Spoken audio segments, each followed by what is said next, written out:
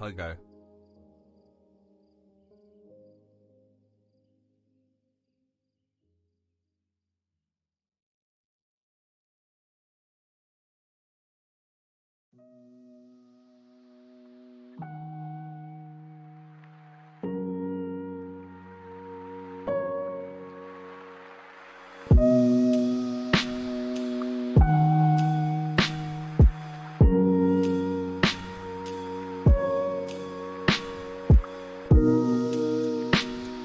Just accepted into Columbia Law School. It'll be unionizing chat in 3 years, get ready.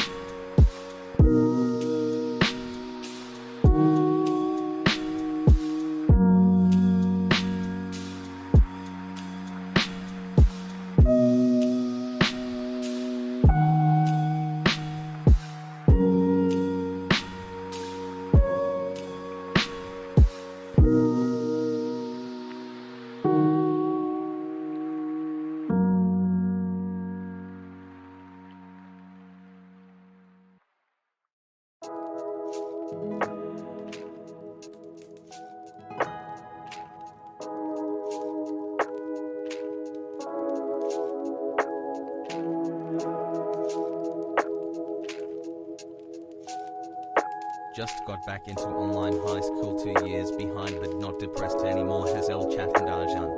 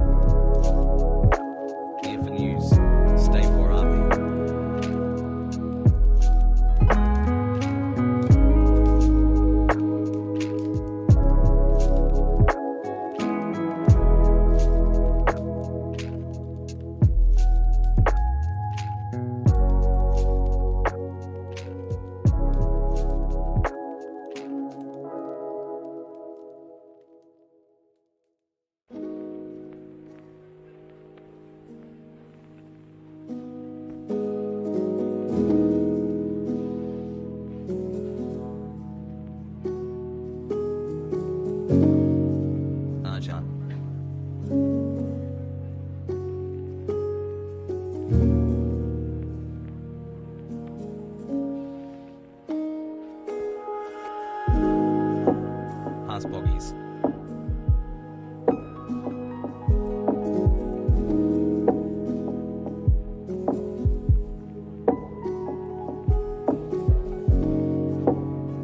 Five-month Pog started watching on Facebook in middle school. Thanks for wrecking Tommy's life.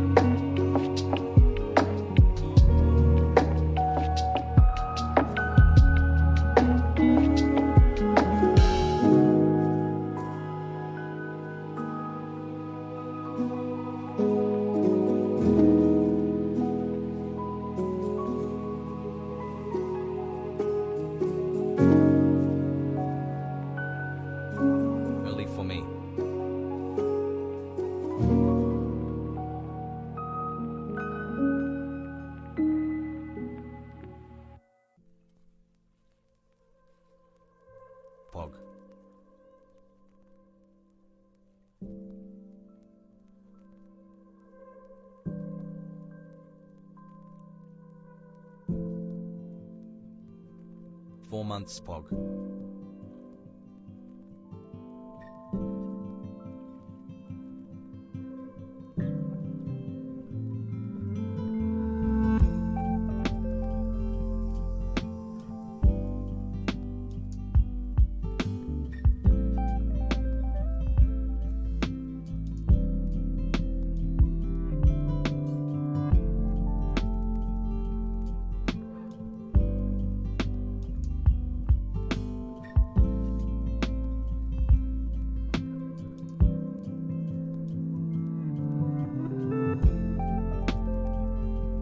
Subs for 8 months.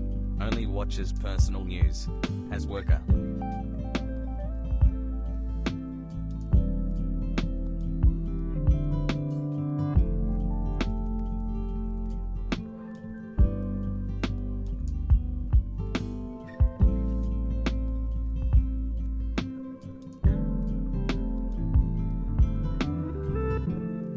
Love you, King Hassel.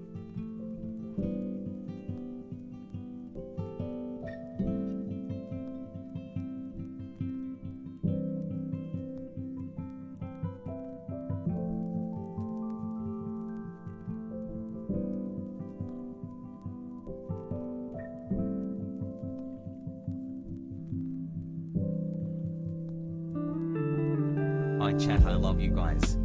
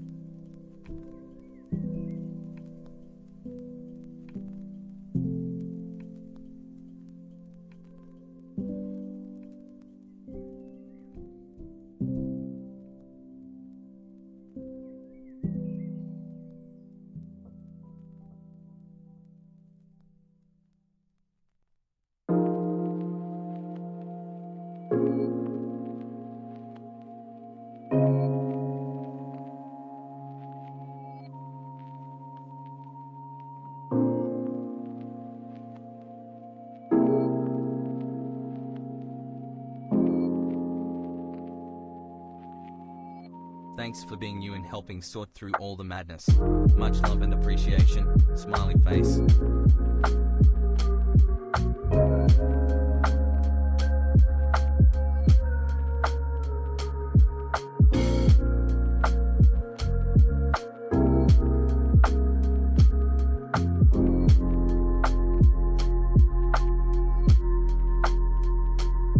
Hey cuties in chat.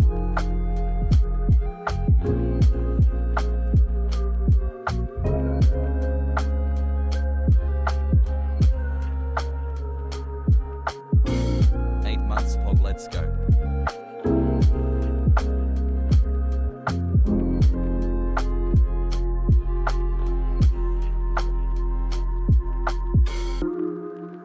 Hassle 6 months and my desire still runs hot.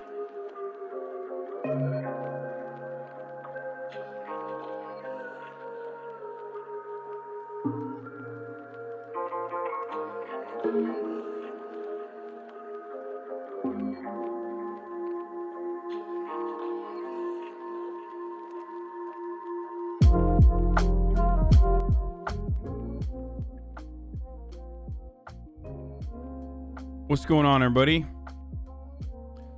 I hope everyone's having a fantastic evening, afternoon, pre-noon, no matter where you are in the world. I'm Hasan Piker, and this is the HasanAbi broadcast coming to you live from sunny California, Los Angeles, folks. We are live once again, boys, girls, and MBs. I hope you're all having a fantastic day. It is Tuesday, March 9th, 2021, 11:26 a.m., and I'm a little late, and I apologize, but I am feeling a lot better today.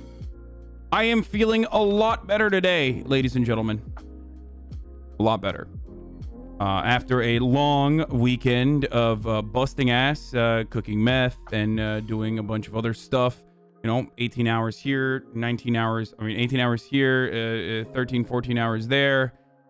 I have finally been able to kung fu ninjutsu my sleep schedule back into a normal place where I went to sleep at like around 1 a.m. rather than the 4 a.m. that I was doing. So we're back. I did not go to the gym this morning, but I will be hopefully able to do that as well. I had some big business deals earlier in the day, doing some generals and some meetings and things of that nature. So that's why I wasn't able to do that. But it's fine. We are getting back into it. Caught you lurking in chat last night. Yeah, of course. Before I go to sleep, it is Grand Theft Auto roleplay is completely taken over my regular consumption. My regular media consumption used to be like a show that I'm watching, you know what I mean? Like, or rewatching. And it was actually The Sopranos that I was watching a lot. And now I just only fucking watch GTA or RP. Like, which is pretty funny because I went from being the type of person who never watches Twitch at all, like literally up until this year, up until the Grand Theft Auto roleplay shit, I never watch Twitch. I don't watch other streamers. The only time I watch other streamers is to like figure out, what they're doing, how they captivate their audience, like, what motivates them, and get a better feel for how they work as like coworkers, you know what I mean, as peers. And, Grand Theft Auto roleplay has changed that in its entirety because it's a plot line that I love following. Hi chat, what was the deal with the XQC so I just drama? constantly watch other streamers and shit, and follow through on the plot lines. It's pretty good. It's pretty interesting. I feel like I've done that to others now as well, though, which has fucked me over because now you motherfuckers don't watch me talk about politics in the morning, and some of you just literally go directly into Grand Theft Auto roleplay and never even come back when I'm doing roleplay. So what the fuck?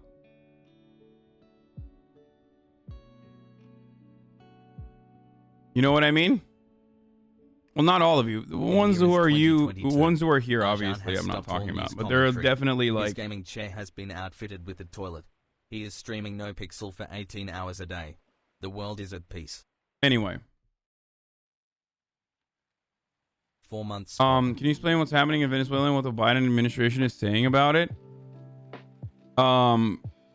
I am not super familiar with what the fuck's going on in Venezuela. I think it's Venezuelans that are living in America wanted temporary protected like TPS status, temporary protected status. And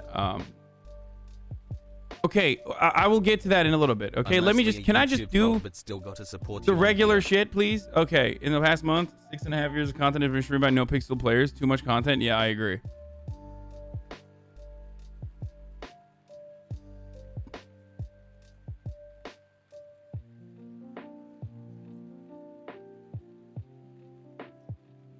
We will talk about that in a second.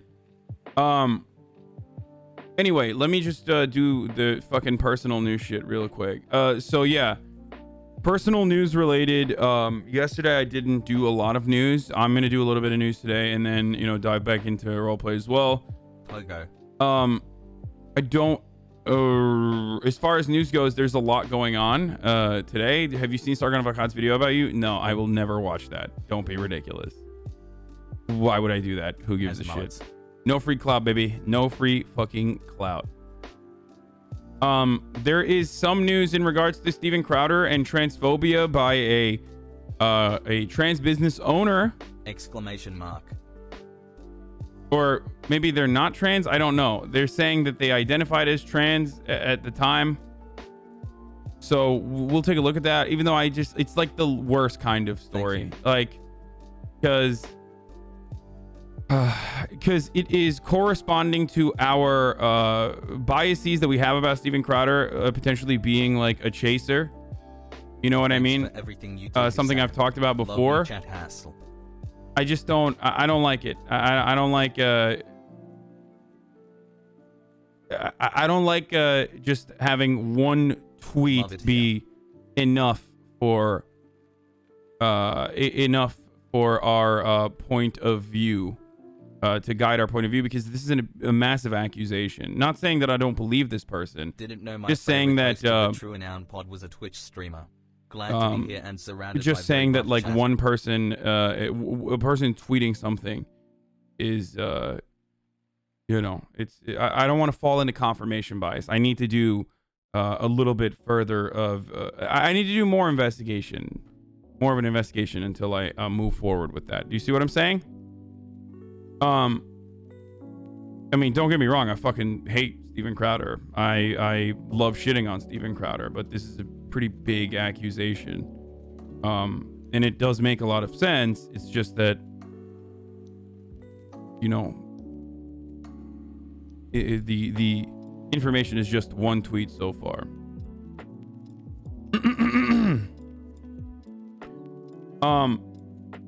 Not rushing into conclusions. Weird champ. Sorry, guys. And chat hassle. It is certainly plausible, though. Anyway, we'll talk about that later. We're going to talk about that. We are going to talk about the stimulus payments. Like, we're going to have one final conversation around the stimmies. I didn't really want to talk about the stimmies yesterday too much because it's currently going through the House of Representatives. But, and it already got gutted in the Senate, so that we could appease the moderate Democrats in the Senate. And now it's going back to the House, and it's probably going to pass along party lines regardless.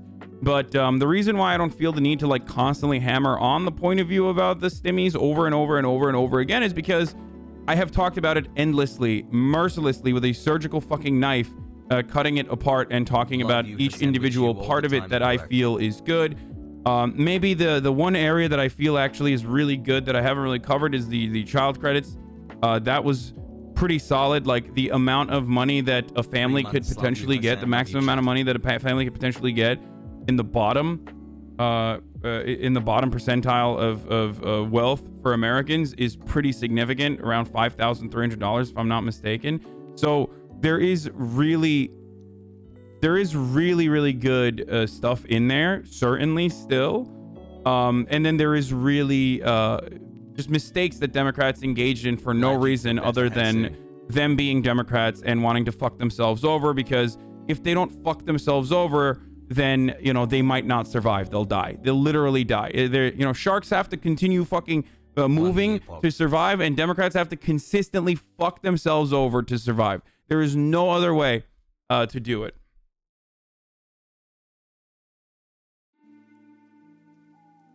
Yeah. The entire staff of the Nevada Democratic Party quits after Democratic Socialist slate won every seat. That's huge, man. That's fucking Harry Reid. Like, Meyers Leonard guys, logo. Harry Reid is this is machine politics. Like, the equivalent of that would be like taking down the New York. If like the Working Families Party took down like the New York Democratic Party. That's nuts, Okay, dude. haven't checked in a while. That's pretty fucking significant, actually.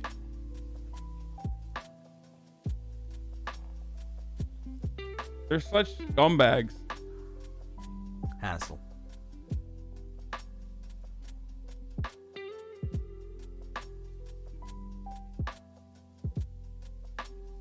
Wait, what is this? Happy 5 months, Pogo. You want me to watch a so full much. Alex Jones Can't wait to meet you InfoWars sometime fucking on my Wednesday video? Oh, with Wednesday. Andrew? Love you lots. Keep up the great work. I don't know if I'll watch this, my guy. I mean, I'll ask Andrew what he 1 feels month about to it. Pog. Maybe I'll watch it. I don't know. He's been trying to get me on a show for a while. Alex Jones has.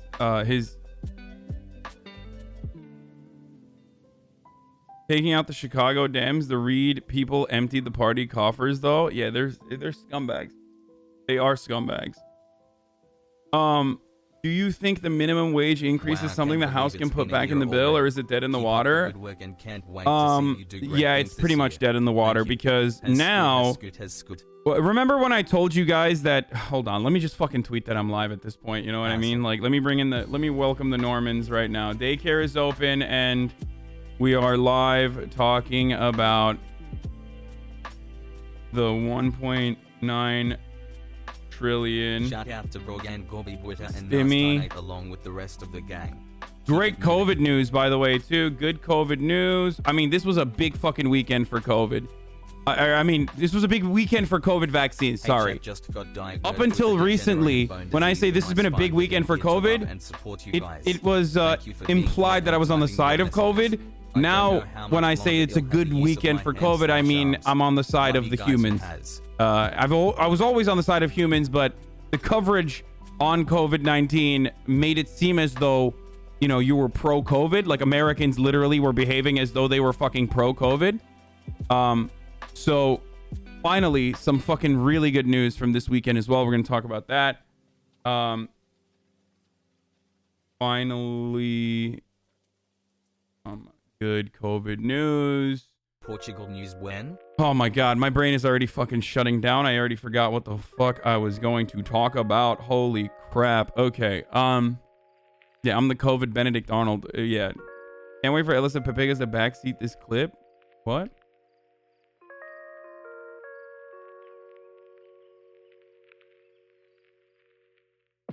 I looked up the Steven Crowder tweet because you mentioned it, and goddamn, he has a fat fucking ass. Oh my lord. Wait, you mean Steven Crowder does?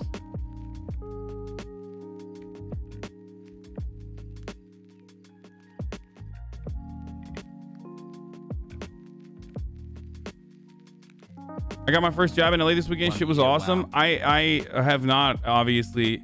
I don't know. Are podcasts considered essential business owners, like, or essential business? Because you know, I do run a fucking daycare. Like, let me get a jab, brother. Come on, hit me with that fucking jab, baby.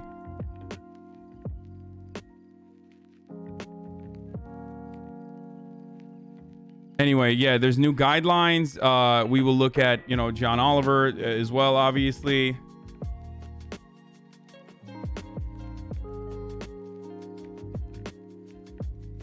Racism in the royal family. Dude, I don't know what my editors are doing, but like I fucking that royal family segment yesterday was bananas. It was really fucking good. I hope they post that soon. That shit blew. That shit was pretty fucking poggers, if we're being honest. Is Piers Morgan leaving Good Morning Britain? Like, is that what's going on? I see that as well on my... Piers Morgan is leaving Good Morning Britain, ITV News says. All right, well, there is a Prince Harry and Meghan Markle sit-down interview, as we talked about. We talked about it yesterday. We're not going to talk about it any further. But I was shocked to find out that the BP of racism, or the ExxonMobil of racism, or the Apple iPhone of racism and colonization, the royal family, was doing a little bit more racism. They were doing some racism within their ranks, as the Meghan Markle, who is a half-black television actress from the United States, has joined the royal family with much controversy, and the talk show host, Oprah Winfrey, met with the Duke and Duchess of Sussex for a CBS primetime special that shocked the world, ladies and gentlemen. Of course, the American conservatives have decided once again, with their endless enmity and with their endless tolerance for others who are enacting racist actions, to decide to defend the Queen. The American conservatives, that is. Remember, libertarians, we are talking about right-wing libertarians in the United States of America, a country that kind of started on saying fuck you to the Queen and King, and therefore rather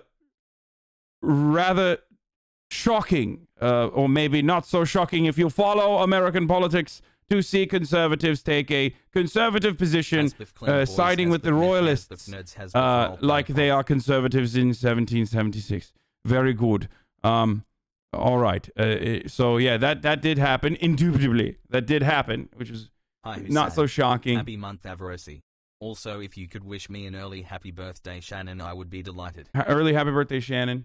Piers Morgan, after getting his ass handed to him, it was decided to walk off the stage on Good Morning Britain, according to ITV News. Here it is. He just walked off the Good Morning Britain set after co-presenter Alex Beresford defended Harry and Meghan and condemned Piers' treatment of them in yesterday's programming. Of negative press. You know, I watched the program yesterday, and yes, they had some great press around the wedding, but what press is going to trash someone's special day? There was bad press around the engagement, before the engagement, and everything that has followed since has been incredibly damaging, quite clearly to Meghan's mental health and also to Harry. And I hear Piers say that, you know, William has gone through the same thing. But do you know what? Siblings experience tragedy in their life, and one will be absolutely fine and brush it off, and the other will not be able to deal with it so strongly. And that's clearly what has happened with Prince Harry in this situation. He walked behind his mother's coffin at a tender age in front of the globe. That is going to shape a young boy for the rest of his life. So I think that we need to all take a step back. And I understand that you don't like Meghan Markle. You've made it so clear a number of times on this programme. A number of times. And I understand that you've got a personal relationship with Meghan Markle, or had one, and she cut you off. She's entitled to cut you off if she wants to. Has she said anything about you since she cut you off? I don't think she has, but yet you continue to trash her. OK, I'm done with this. No. Sorry, no. Sorry. Do you know what? That's pathetic. You can trash me, maybe not my No. See you later. I'm being... Sorry, can't do this. Absolutely... Oh my God, dastardly. You see the camera work. You see the union cameraman turn the cameras over on the personal shot down to Piers as he trails away, engaging in what I could declare a walkabout. I'm done with this. No. Sorry, Sorry. Do you know what? That's pathetic. Are you triggered, Piers Morgan? Maybe not my No. See you later. I'm being... Sorry, can't do This is this. absolutely diabolical behaviour. Diabolical. Dude, I swear to God, British people sometimes... Okay, I suspect that British people sometimes sound like they're you know, Americans doing a fake British accent just to fuck with us. Okay? Who the fuck says that's diabolical? Like, if I hear British people say, like, do you have a license for that? I'm like, there's no way you actually say that. Like, you're just saying that to fuck with Americans. This is diabolical behavior. Like, who the fuck? Canada, I've seen moose why did he say that right there? Like, why didn't he say something along, it's a common word, Hasan, what the fuck? Is it? This is diabolical. Bollocks. Do you have a license to walk off this stage, bruv? I'm sorry, but Piers spouts off on a poppycock regular basis, and we all have to sit there and listen. 6:30 to 7 o'clock yesterday was incredibly hard to watch. Incredibly hard to watch. So, apparently the Joker origin story of Piers Morgan comes from the fact that he was not so secretly obsessed with Meghan Markle, and The View played the clip to show where his disdain stems from. Look at this, the American media finally doing some real journalism after 4 years of saying Orange Man is bad and diabolical. Look at The View coming back with some real investigative reporting on behalf of Piers Morgan's personal opinion on Meghan Markle and the royal family. 2 hours in the pub, she had a couple of dirty martinis and a couple of pints, we got on brilliantly. And then I put her in a cab, and it turned out to be a cab that took her to a party where she met Prince Harry. And then the next night they had a solo dinner together, and that was the last I ever heard from Meghan Markle. And I have never heard from her again. So what happened? She ghosted me, Ryan. Meghan Markle ghosted me. Did she? Do you think she just went? Gone? I'm afraid. Look, I really liked her. This is why it hurts. If you need to. Piers Morgan wanted to have sex with Meghan Markle, and turns out that Meghan Markle was like, yeah, no, I think I'm going to upgrade to the fucking prince. Wow. This describes why. This describes why Piers Morgan is so loved by conservatives from time to time, when he's not saying things like AR-15s are murder machines. 1000th stream. Any plans to talk A about victim Las of Vegas wishful DSA divorce fucking court? crushing Yeah. IT? You're actually cucked by a monarch, dude. What are you gonna do? Maybe you should stop being such a poppycock 5 months, monarchy thanks for defender. spreading a message of love and support for all Americans. There's of some all news about cultures and Turkey creeds, involving war in Yemen. No. Is this why Ben Shabibo hates AOC? No. Seeing Irish Late Late Show on HasanAbi stream is kind of trippy. Yeah, I don't know why he just described how he got cucked by a royal. Cucked by a monarch and then turns around to defend the monarchy. Double cucked. That's what we call in the business double cucked. Or, as the Brits call it, poppycock. Poppycock. You get cucked by a monarch and then you turn around and defend the monarchy. More and more popular in this country.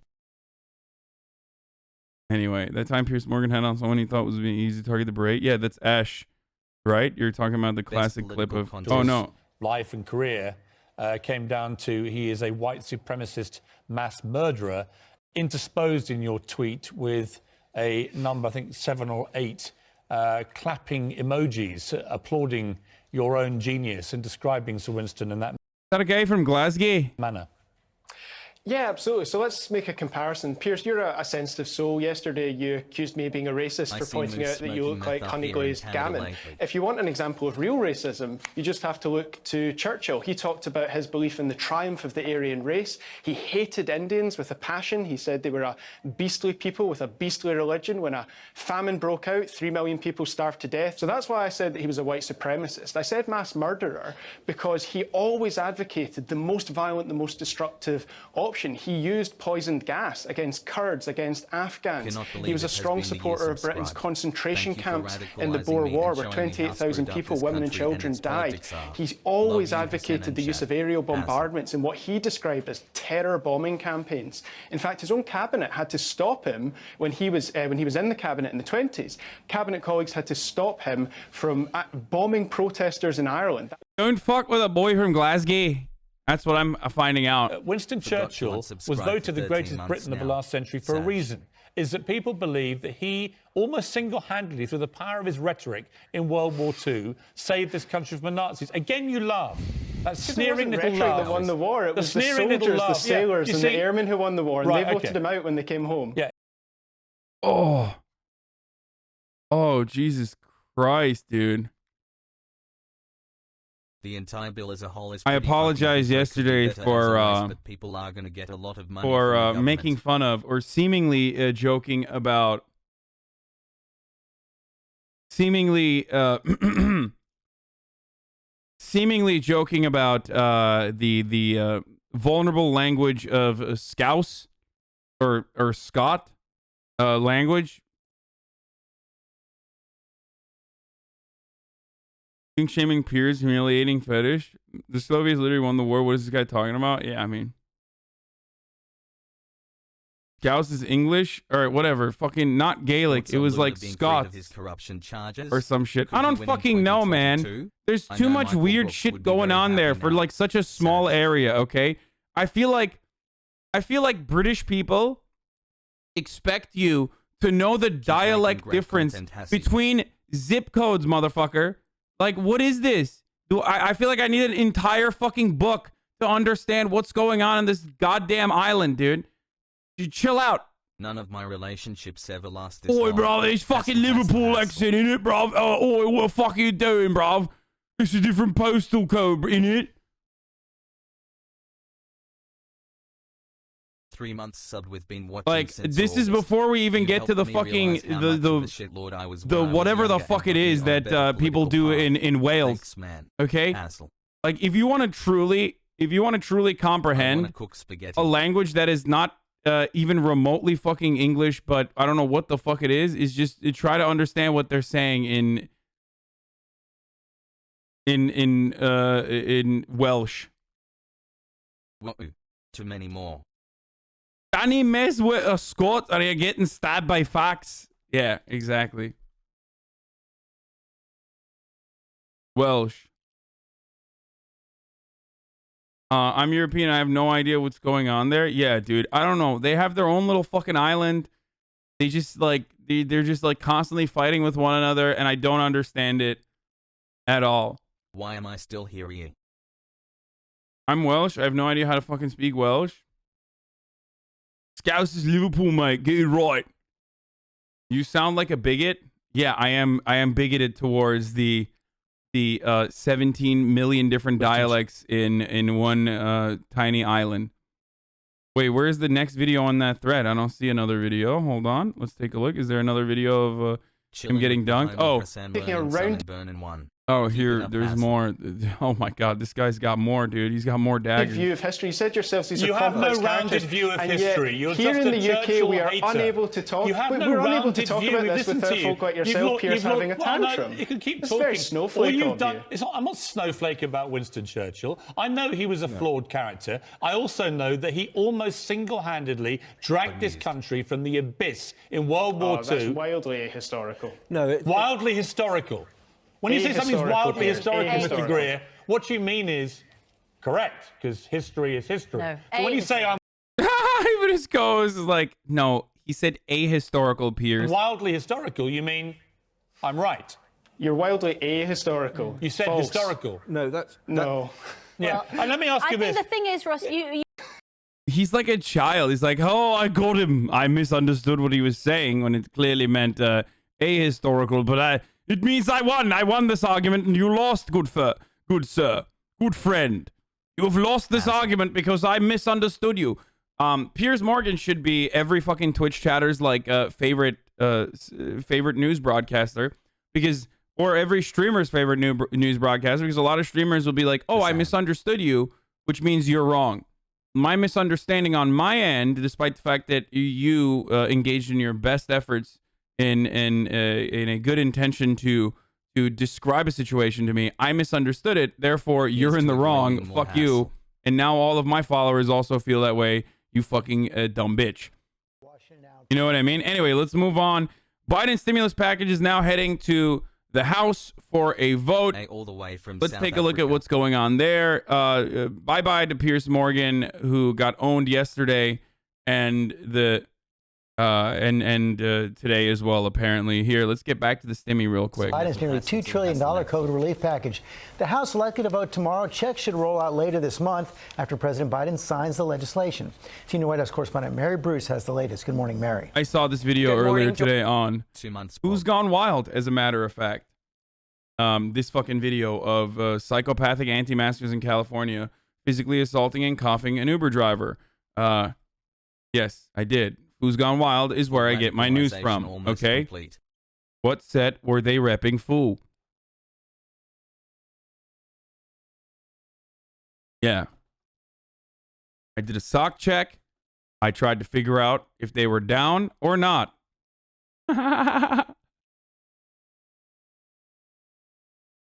Were they down-ass fools or were they not down-ass fools? 3 head Boris. I purposely get more white when I talk about this because I think it makes it even funnier. I was watching Foos Gone Wild, and I wanted to see if they were down-ass foos or not by engaging in what is known as a sock check. I'm already, yeah. It's Modelo time, foo, is what I said. Oh, white. What is love? Oh, Jesus Christ. Oh, man. Okay, hold on. Let's watch this stimmy one.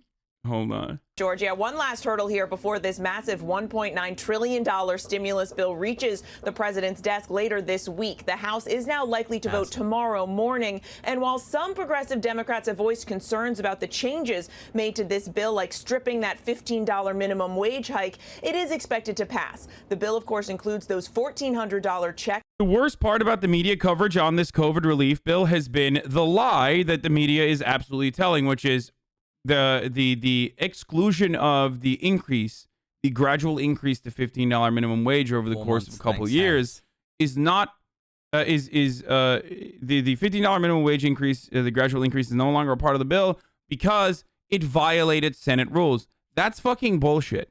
Okay, The real reason why it's not included is because the Democrats did not fight hard enough. Sorry, that's just the truth. There were multiple different avenues that the Democrats could have gone down, which I've described numerous times. And if I'm a dumbass himbo and I fucking know this, then you should know this too.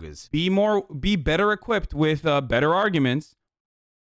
There were numerous things that Democrats could have done, from firing the Senate parliamentarian and finding another one, which has been done before, or just straight up overruling the Senate parliamentarian with by getting Kamala Harris to continue with the COVID relief bill that still had a $15 minimum wage, and then whipping those in their ranks to take a genuine stand against $15 minimum wage.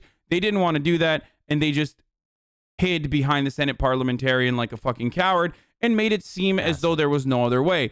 Republicans have never done that. Republicans do not do that. Republicans never back away from a popular position that they believe their constituents want. They just don't do that. Democrats do all the time, and they are fucking cowards for it. They were feckless cowards in this circumstance. There's still a lot of great stuff going on in this bill, but ultimately, if you had the $15 minimum wage included in this bill as well, this could have been a light New Deal. Do you understand? Like, this could have been regarded as the potential New Deal of our generation. It's nowhere near as significant as the New Deal, obviously, but with the state of the Democratic Party the way it is, with the state of the Republican Party as it is, this would have been a historic bill. For those of you who are throwing up question marks, for those of you who are throwing up fucking question marks, you refuse to recognize the significance of a $1.9 trillion stimulus bill. A $1.9 trillion relief bill is gigantic, okay? There's a fucking T on it. It didn't even happen in the 2008 recovery. I'm giving you information so you can process this. This doesn't mean that it was enough. This doesn't mean that it was great, okay? It just means that for adjusted to the expectations that most people have of the Democratic Party, the contemporary Democratic Party, this is still, even without the $15 minimum wage, a historic deal. But beyond that, if it included this $15 minimum wage, would have been a very huge W. And it would have been one that the Democrats could have absolutely pushed for, and they refused to do so. Sorry. That's just the fucking truth.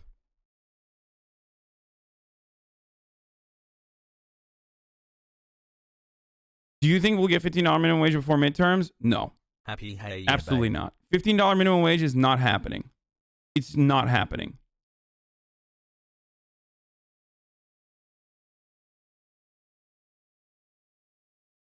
It's not. Like, don't be ridiculous. And everyone knew that it wasn't going to happen. The only way you can get it is with a budget reconciliation, and that's it. With a straight up simple majority fucking pass. One of the reporters asked if Jen Psaki plans to euthanize one of Biden's dogs. What? About three things, if that's okay. The dogs, immigration, and then Governor. Another dogs question. Okay, go ahead. To follow, just a quick clarification on the dogs. Okay. Just had a COVID test. A Secret Hope Service it's member negative. Who was bitten, and 5 months hassle chat and Hasan. Hasan. The public that Major Biden will not be euthanized as a result of this. Yeah, and this shows me that you're not going to get fucking like public option anytime soon either. Well, certainly Major. Another thing that they ran on, by the way. It's so obvious that neoliberals never gave a fuck about improving the healthcare system. I'm sorry. They made it seem as though the public option is more popular than Medicare for all, and that's precisely why we're going to fucking work with what works and like blah, blah, blah. But like, that's not happening. And I told you that it wasn't going to happen months ago. And it's just not. They're not even going to fucking push for a public option. How the fuck are they going to pass a public option, brother? How? They're just not.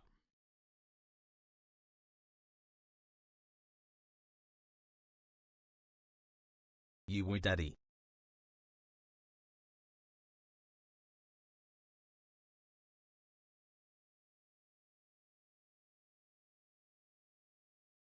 Are we sure that $15 is that popular? It's popular online, but 2020 showed us there's a lot of fucking conservative voters. Yeah, I know.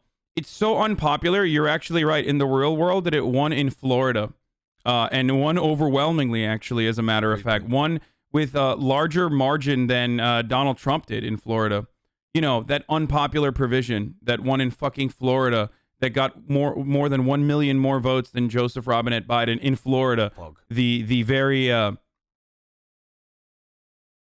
incredibly unpopular, that it's at 66% instead of 98%. Like, oh wait, there is something that's like 90% has 90% approval rating, which is universal background checks. We still haven't been able to get that going at the federal level. I wonder why. Because money is more significant. The interest of gun manufacturers is infinitely more significant than the public approval for a certain policy position.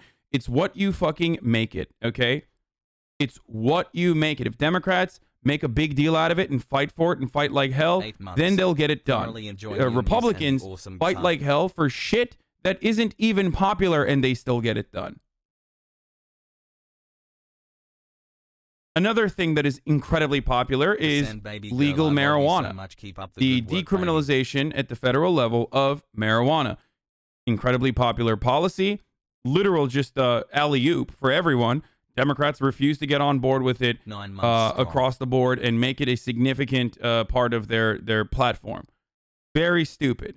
A minimum wage ballot won in Missouri in 2018, the same year Claire McCaskill lost to Josh Hawley. Exactly. There are a lot of people around this country that are sick and tired of the hand that they've been dealt. And I guess all we can do, as a lot of leftist organizations have been doing, is continue fucking organizing around ballot provisions and sidestep the Democratic Party, because the Democratic Party at the national level is just wholeheartedly not interested in pushing for economic equality or addressing wealth inequality in this country. So you just got to keep doing what you're doing and fucking organize at the state level, organize on the ground, and get ballot provisions to push forward, so that when they inevitably get pushed in red states, we can then turn around and, dunk on fucking dumbass liberals who say things like, well, I don't know, is it even popular? Because there's a lot of conservatives out there. Oh, wait, guess what? Conservatives are voting for $15 minimum wage. Shut the fuck up. Anyway, having said that, it's top of the hour every hour. It's time for a 50-second ad break. It's the first of the day, boys. I'm going to continue on with this conversation on the STEMI COVID relief bill, and then we're going to get into some really fucking good news with COVID recovery. There's some View clips out there, I believe, with the Meghan Markle situation. We'll look at that too in a little bit. But be racist if they literally own half. Right now, ladies and gentlemen, boys, girls, and MBs, it's top of the hour every hour. If you no longer want to see the ads, and if you want an ad-free broadcasting experience, all you need to do is subscribe. You can do it for $5, or you can do it for free with a Twitch Prime by connecting your Amazon Prime account to your Twitch account. You get one free Twitch Prime a month. Use it on your favorite broadcaster. Hopefully that's me. Here is the fucking ad.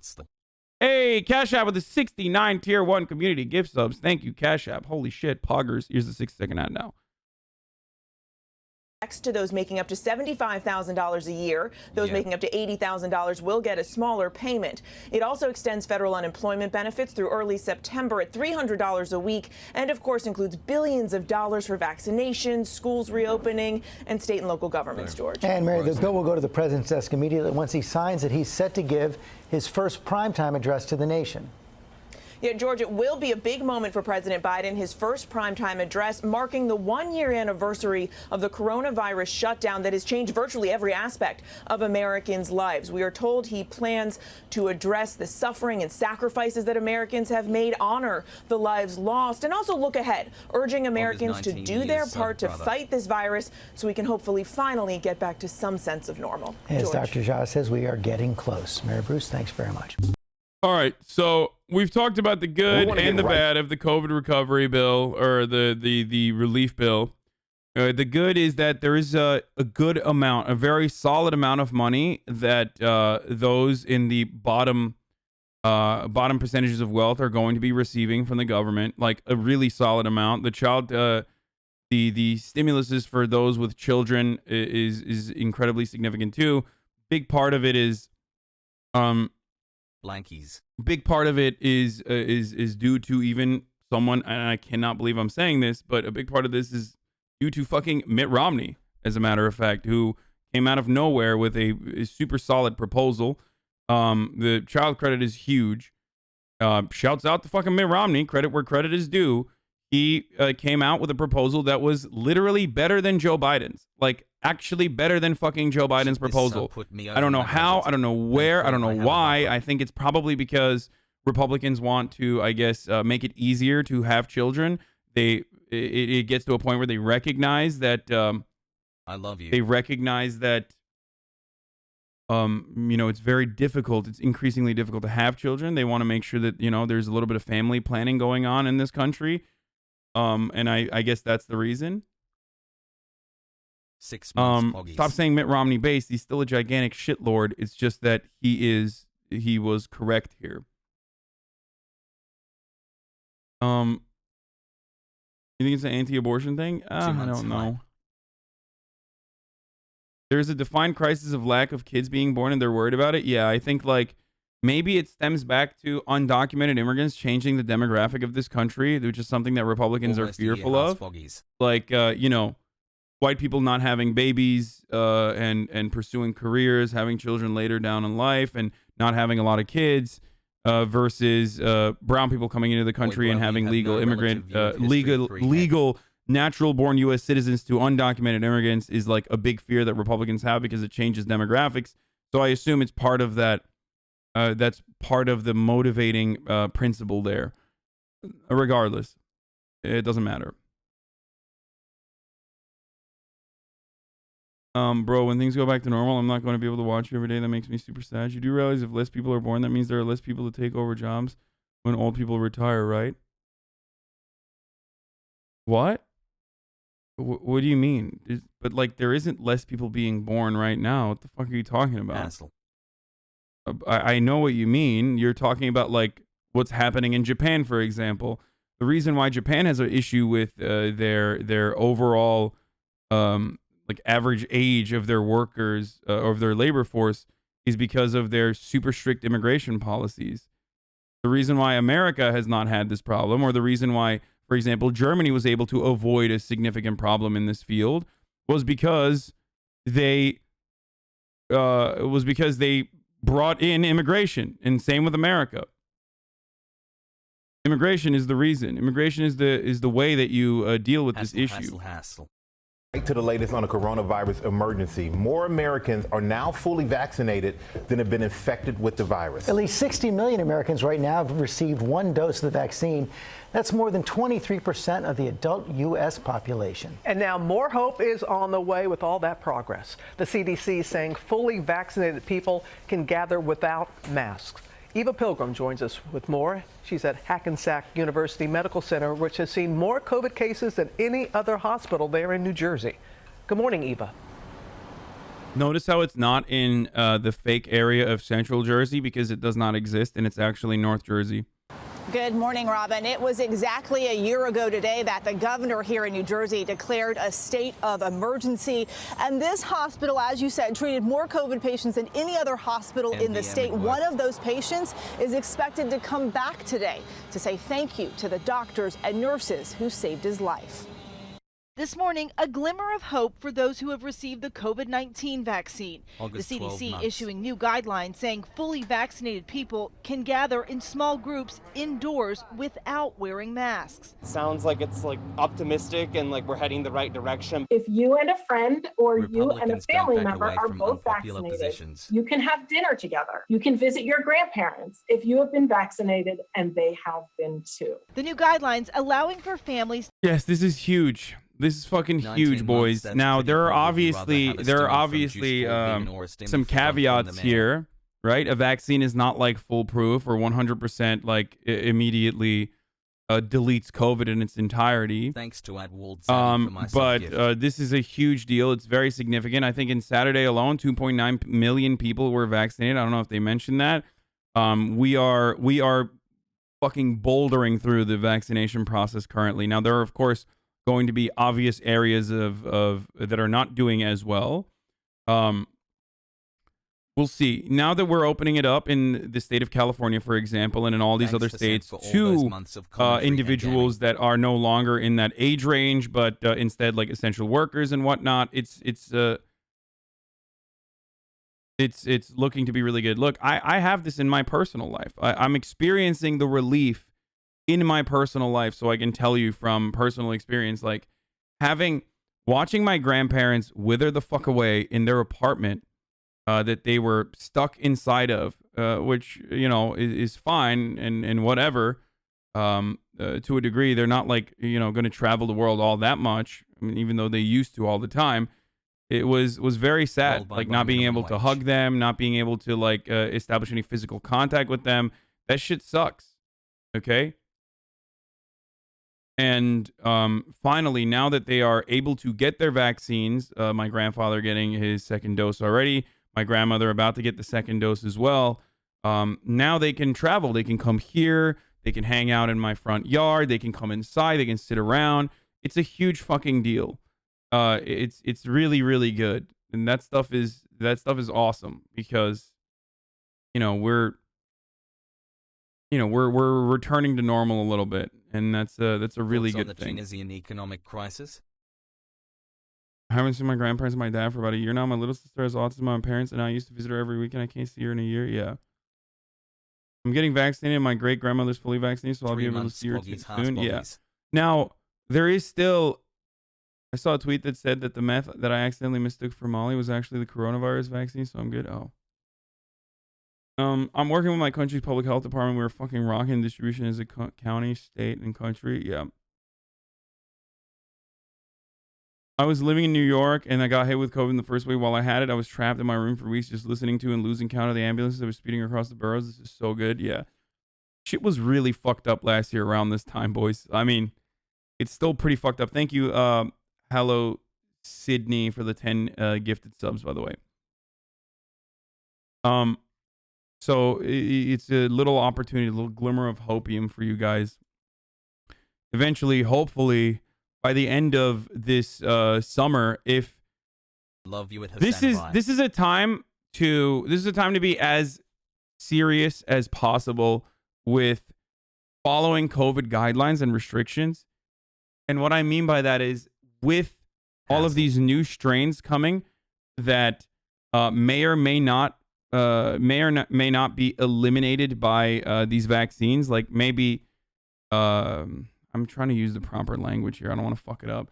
Because like a doctor actually reached out to me and was like correcting some of the things that I have said that I know that came across when I was talking about like Joe Rogan.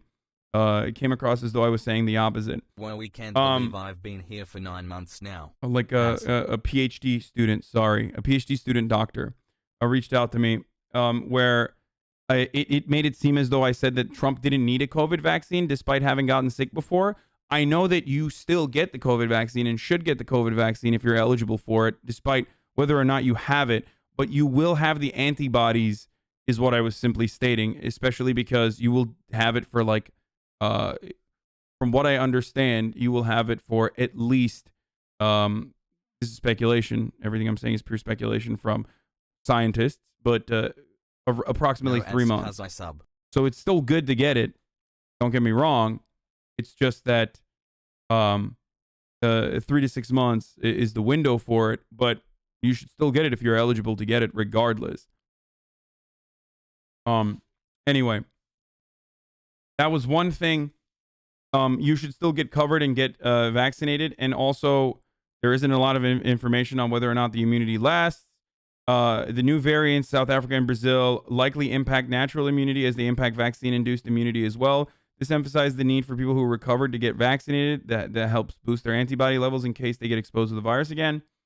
Also, getting vaccinated will reduce symptoms to 0 if you encountered a virus. I did not say that. I didn't say it reduces it to 0. Or if I said that, then I misspoke. I have talked about this before. It doesn't reduce it to 0, but it eliminates some of the most significant consequences. The vaccine increases the likelihood that symptoms will be less severe and milder in comparison to what they would be without a vaccine. Exactly. While this may seem nitpicky, people may perceive the vaccine means that they won't get symptoms and they can go out and do whatever. This might lead to people spreading the virus asymptomatically, which is still technically possible in a vaccinated individual, as I've talked about before as well. So it's not like invincible. And I am still worried that people are going to inappropriately think that they're invincible because of this. But given how much this limits it, hopefully in the absence of new variants, we might have a return to normalcy with more individuals getting vaccinated. Would we be even at half of these vaccine numbers if Trump was still in office with a huge lack of plan he had for rollout? I can't speak on that. I don't know.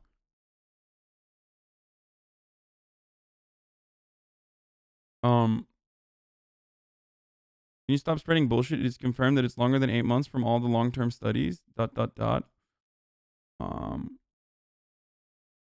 Here we go. Here you go, brother. I hope you're happy. Anyway, transmission rates are highest in the 18 to 30-year-old demographic, so I care deeply about the quality of information stated on stream. If I can get scientifically validated information on your newsfeed. Okay, anyway, yeah.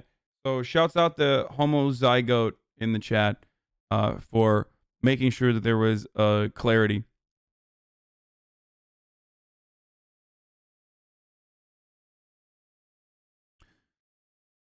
Did you see the huge party that happened in Boulder, Colorado last weekend? They got tear gas for not following COVID measures. What the fuck?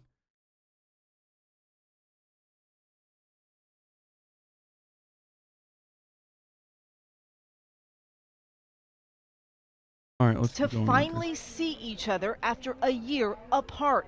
The CDC even saying vaccinated grandparents can visit with and hug family members that aren't vaccinated as long as they are not high risk for COVID. We'll be able to see our... I don't think it's stupid to vaccinate people that... I don't think it's stupid to vaccinate people that have gotten COVID.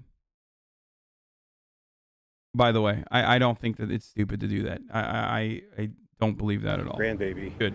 And actually hold her for the first time. But when it comes to travel, the CDC saying not so fast. In terms of travel, here's what we know. Every time that there's a surge in travel, we have a surge in cases in this country. This as concerns grow over spring breakers in places like Florida. Packed clubs in Fort Lauderdale, not a mask in sight.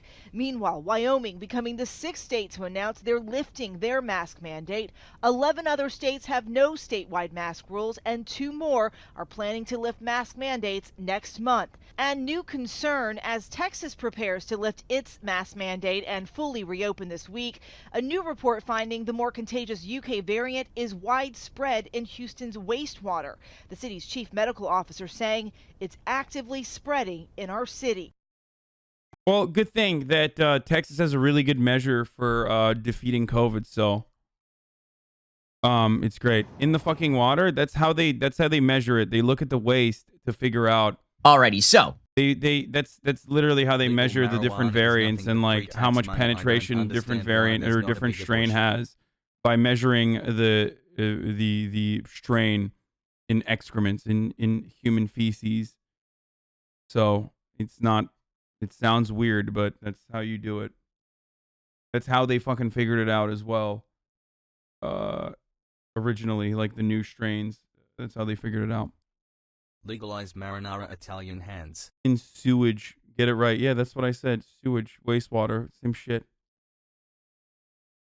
Okay, let's go back to the Ben Shabibo point of view on reacting to the Meghan and Harry's wine fest. I already talked about this. I'm sure there will be a video of my perspective tomorrow or today on my YouTube. Let me see. Let me hit up my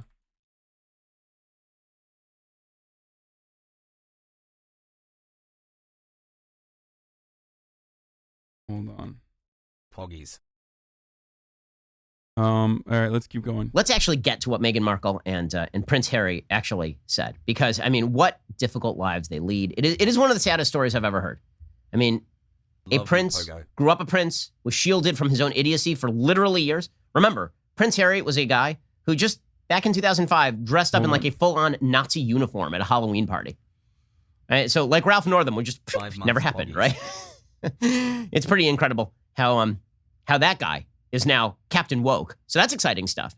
Repentance is possible, people. All you have to do is take your entire family and just toss them under the bus. And meanwhile, Meghan, what a victim. What a difficult life she has led. I can't speak enough about what a heroine she is. I'm really confused by this because is he doing cancel culture on a guy who is simply expressing their freedom of speech? Like, very, very shocking to see Ben Shabibo get upset. I guess he prefers when people don't wear the Nazi outfits because then it's hypocritical of him to defend them. Maybe that's the reason. Like, he's like, hey guys, why are you giving the game away?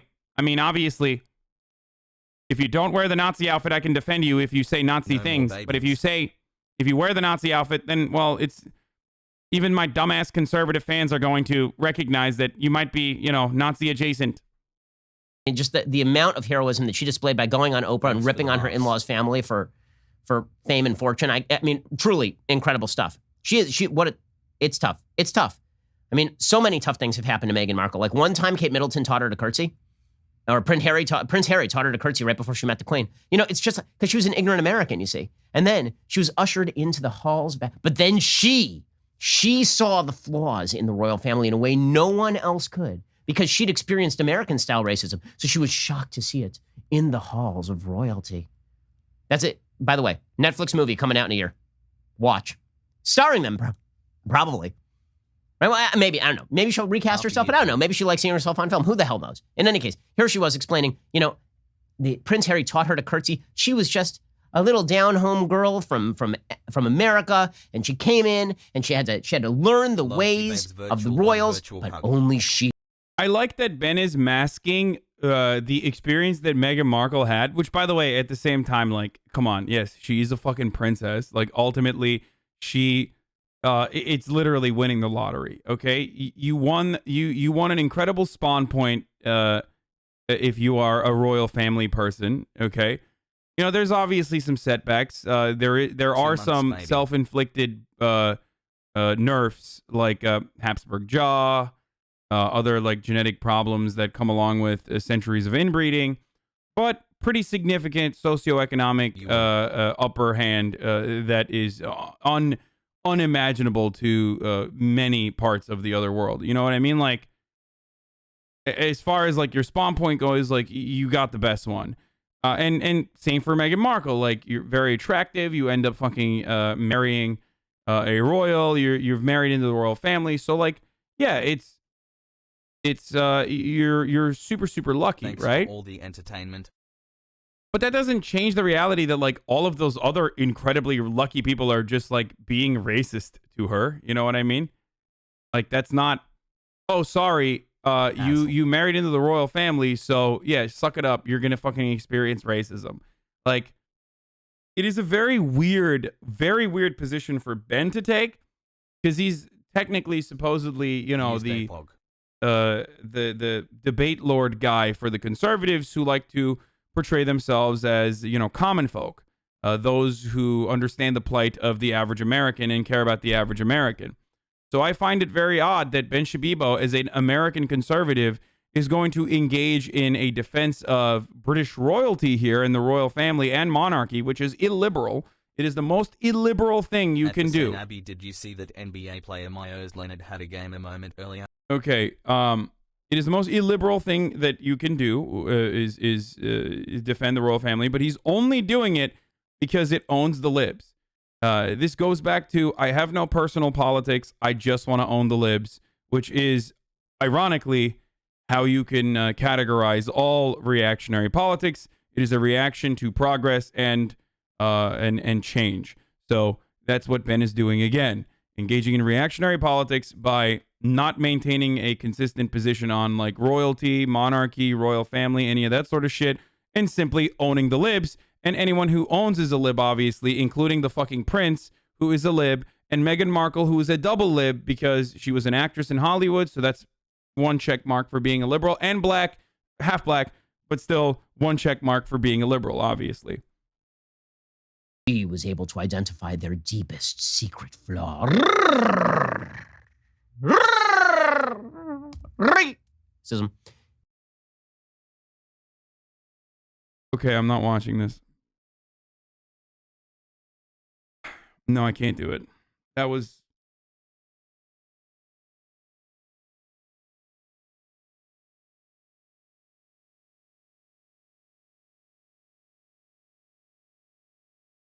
That was very strange. It's going to be... I'm just going to power through the cringe, okay? This is what no pussy does to a motherfucker. Like, literally, though. Like, this is... You want to know what no pussy does to a motherfucker? It's this.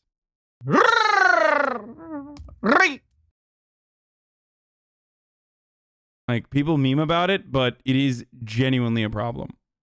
Okay? Catboy Shabibo. Here we go, with Oprah. Harry and I are in the car, and he says, okay, well, my grandmother's there, so you're going to meet her. Oh, great. I loved my grandmother. I used to take care of my grandmother. This is great. He goes, right, do you know how to curtsy? I said, what? He said, do you know how to curtsy? Now, I thought genuinely that was what happens outside. Yeah. I thought that was part of the fanfare. Or, I didn't think that. Okay, this shit's like whatever, though. This isn't even like, this isn't the main point of view. I'm sure Ben is going to get to the racism in a second. That's what happens. Yeah, who gives a fuck? Yeah, they're old people. They got like very weird random customs. Who gives a shit? Side, and I said, but it's your grandmother. He goes, it's the queen. Wow. And that was really the first moment that the penny dropped. Oh my God. She never realized she was supposed to curtsy before the queen? So that's, what a difficult, I mean, how difficult must that have been? To have to curtsy before the queen of Okay, no one gives a shit about this, right? I mean, this is precisely why I didn't talk about this part of the conversation at all, because this is like completely irrelevant. Like, using this, Ben Shapiro's talking about this and shitting on it because, like, who cares? Yeah, you fucking curtsy for the queen. It's just, it's shocking, but that's the entire purpose of this, like, interview is, like, showing you an insider look, right? Into the royal family. Who gives a shit? But ultimately, this isn't the bread and butter or the meat of the interview. The interview's meat is the racist shit that was going on behind scenes. And the reason why Ben is like beefing up the argument here with this frivolous, ridiculous bullshit is so that he can make it seem like the things that she is complaining about are bullshit and they're ridiculous. And therefore the racist stuff is also ridiculous. Like, come on, she's like complaining about curtsying. England? My God, how humiliating. You know, like every other human who curtsies before the Queen of England or bows before the Queen of England? Can't believe it. Just crazy. Crazy stuff. And that's when the penny dropped and she was about to learn of the predations of the royals. And by the way, it's not all on Meghan Markle. Harry's the actual villain of this piece. Okay, Harry grew up with these people, and now he's just dumping all over his entire family. Harry is a bag of garbage. Harry is terrible. Harry was Captain, I'm going to dress up however I want to dress up. I'm going to go to Las Vegas and get naked and smoke pot on the basis of my royal heritage. And then he's like, and you know what I'm going to do now? I'm going to take my entire family. Dude, he's such a nerd, dude. He's such like a villainous, annoying, petty, jealous nerd. How the fuck do people watch this guy and go, man, this is content, brother. I love this shit. Like, if you literally enjoy Ben Shapiro's content unironically and you watch him and you find him to be like funny or entertaining, you kind of suck, dude. I'm sorry. Like, you straight up fucking suck. Like, this is the guy you want to be like? It's so far. He's so lame. Like, Dexter's Laboratory, at least Dexter had like a personality. You know what I mean? There was redeeming qualities. Like, Ben Shabibo has none. He's going to drive up this bus over them. Well, the prince was smoking weed and he was being naked in Vegas. Like, no, you're right, dude. No one should do that. Back up the bus. You fucking gigantic dork. Over them because my wife, who wants to be a famous actress and wasn't very good in Suits, now she wants it. So I'm going to go right along. The real villain here is not even Meghan. Right? Meghan is whatever Meghan is. Harry is the one who's the villain. It's his family, right? So whatever I think of Meghan, I think twice as badly of Harry. Okay, so then Meghan Markle starts talking about how difficult. She starts talking about. I like that maintaining this insane thing, such as the monarchy or the royal family, which many people fought and died to never have again, is not the main criticism that Ben Shapiro has. But the main criticism that he has is like, the worst thing that the prince has done was speak out against the royal family rather than the existence of the royal family itself. You're defending the royal family right now. Like, you're defending monarchy. You're defending not just like an American monarchy, which I'm sure Ben would love, by the way, let's be real, as long as they're like, you know, homophobic and shit. But as a libertarian, you are defending the British monarchy. The level of, like, I mean, this is peasant brain to the max, okay? You cannot have a a more peasant-like approach to this situation than to defend the British royalty and the British monarchy. That's what I'm doing here as an American libertarian, by the way. Like, shut the fuck up. How racist everyone was. And she relates a conversation in which apparently somebody asked how dark her son's skin would be. Now, this would be an excellent time for Oprah, being the interviewer, to ask, okay, can you name a name? I mean, that would be if someone says something as overtly racist as, how dark is your son's skin going to be? First of all, what kind of stupid, like, I'm just going to say it. I don't believe that happened. I don't think that happened. Honest to God, I don't. Yeah, I can't believe that that happened. Pretty sure that Oprah already asked that question. Secondly, why can't you believe that happened when it happened in public too? Like, there were members of the literal fucking royal family that were straight up talking about how, like, Meghan Markle being black was a problem. Okay? The entire British newspaper industry, which is incredibly reactionary, shouts out to Rupert Murdoch, you fucking demon, literally would just plaster over and over again comparing Meghan Markle to Kate Middleton. Why the fuck do I know so much about this? This is so whack. But they constantly compared her to Kate Middleton and said, like, you know, she's unkempt, she's not good at, you know, she is not. They kept alluding to the fact that she's black and therefore she's not royalty material. I don't think it happened. The reason I don't think that happened is because no one says anything like that. That's a ridiculous question. How dark is your son's skin going to be? You're like, beyond, like... Okay, great. So if it actually happened, then Ben agrees that it's pretty fucking ridiculous. So he's just choosing not to agree. He's choosing to not believe Meghan Markle's sentiment here. Well, there's plenty of evidence that the royal family has been racist outwardly. There's plenty of instances. Hold on, let's find some of these so we can show it.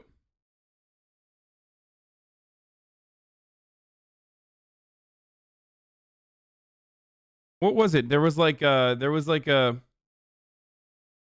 I don't like the implication, so I don't think it happened. Well, if anyone thinks the Queen isn't racist, she's almost as old as Jim Crow. Yeah. The proper argument here is, the proper argument from a Ben Shabibo point of view is to say, well, of course the Queen is racist. She's been around for a very long time. She's very old. You know what I mean? Like, that's what you're supposed to say. Like, you're supposed to... You're supposed to fucking say that, you know, obviously she's going to be racist. I mean, some of these people have, like, actual relationships with the German royalty. A lot of these people are of German origin and German descent. There's a lot of inbreeding happening in the royal families in Europe for a very long time. It's a part of their culture. It's a part of what they do. So, of course, there's going to be racism. Obviously, not expecting a 100-year-old person to be racist is ridiculous. You know, it's like your grandpa saying something bad. All Germans are Nazis? No, that's not what I'm saying. But, I mean, brother, come on.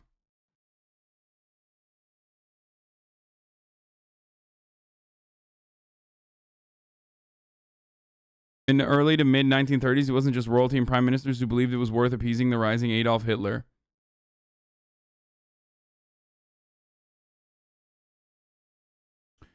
Here are 20 headlines comparing Meghan Markle to Kate Middleton that may show why she and Prince Harry left royal life. Yeah, here. Not long ago, pregnant Kate tenderly cradles her baby bump. Why can't Meghan Markle keep her hands off her bump? Experts tackle a question that has got the nation talking. Is it pride, vanity, acting, or a new age bonding technique?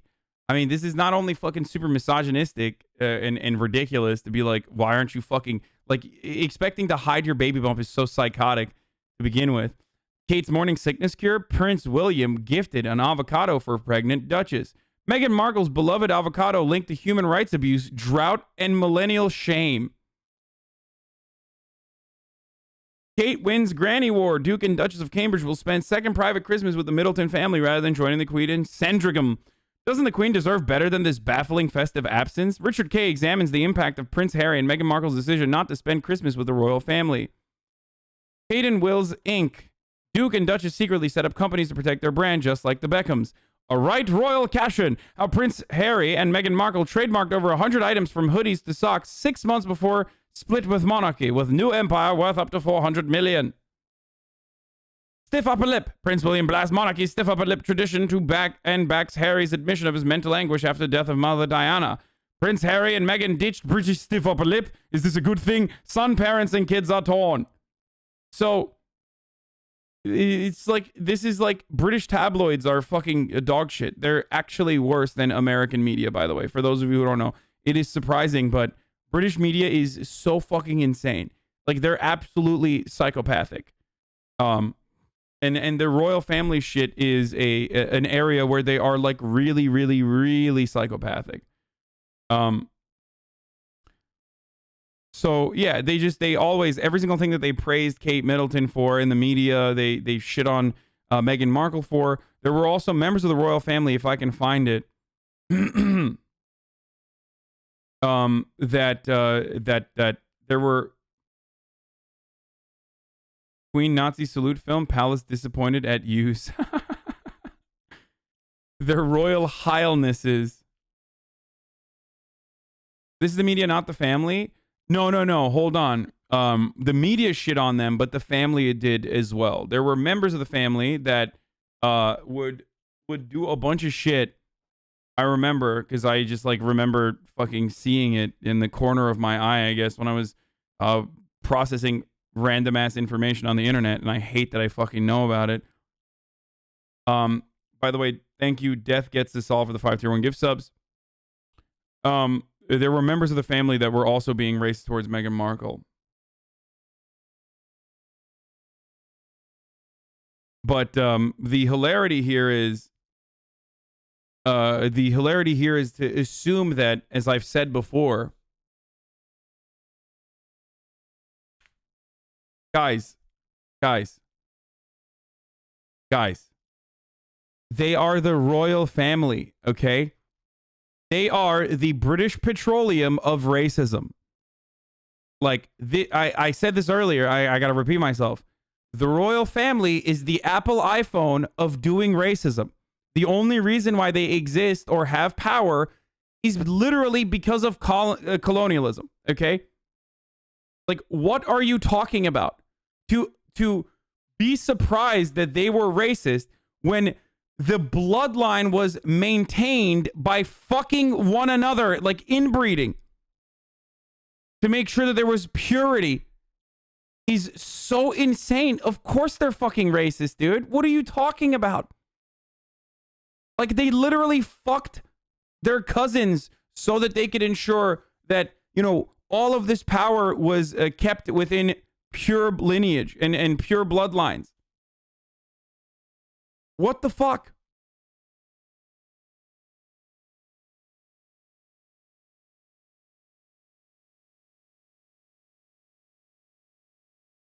I am so confused that people are doing the surprise Pikachu face that the fucking royal family is racist.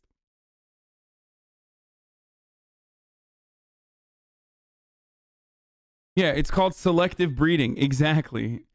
It's called selective breeding. Half of them were alive when they literally considered half the world their personal property. No shit, they're racist. LMAO. Yeah, like, I don't understand. I don't understand why people would fucking be like shocked. Oh, how dastardly that the royals are racist. What? What do you mean?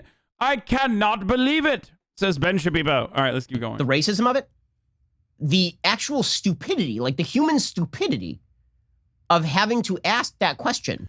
Your ancestors were probably racist too. Of course they were, dog. Of course. Yeah, my ancestors were fucking racist. And you can probably track down, you can trace down, if you have the capability to do so, you can probably trace down some evil motherfuckers in your lineage. The difference is, I'm not sitting here and like defending them right now, okay? If I had grandparents that were doing fucking racist shit, I wouldn't be like, well, you know, we need to defend that. Do you not know what biracial children look like? Like, that's what? Because I don't believe this for a second, but here she is saying a thing I don't. Plus, maybe it's true, and she's such a bad actress that I can't even tell that it's true. That's possible too. Here is Meghan Markle. In those months when I was pregnant, all around this same time, so we have in tandem the conversation of he won't be given security, he's not going to be given a title. and also concerns and conversations about how dark his skin might be when he's born. What? Cut away to Oprah looking all shocked. Yeah. And of course, she connects the fact that Harry, who is like 9th in line for the throne at this point, that Harry is not going to get the security, and he's not going to get all this stuff. And again, I believe at this point, they'd already decided they wanted to move to America, that was going to be the basis for, it was all about skin color. Of course, it was all about the racism. Okay, so she continues along these lines, and then she says that she wanted to commit suicide, and the royal family would not get her the mental help that she required.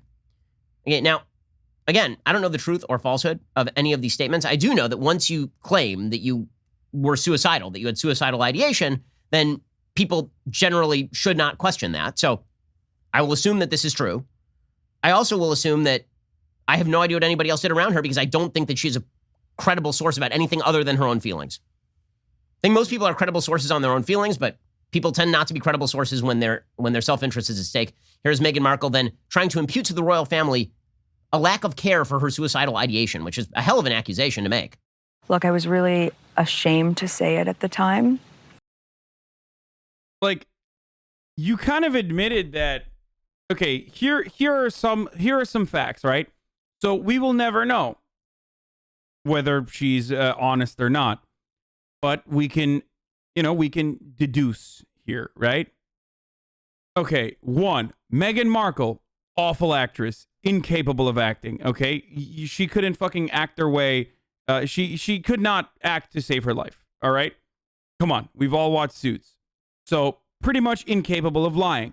Number 2, the royal family being racist is perhaps the lightest fucking thing that you could say about the royal family. It's pretty obvious, of course they're going to be racist. 1, because they're 7 million years old. And 2, because like they've done a lot of racist shit in the past. And lastly, it's kind of what the royal family is around for. Okay? Racist colonialism is literally the reason why they exist. So it's not all that shocking to assume that she is correct or not lying in this circumstance. And ashamed to have to admit it to Harry, especially, because I know how much loss he's suffered. Mm-hmm. But I knew that if I didn't say it, that I would do it. And I just didn't want to be alive anymore.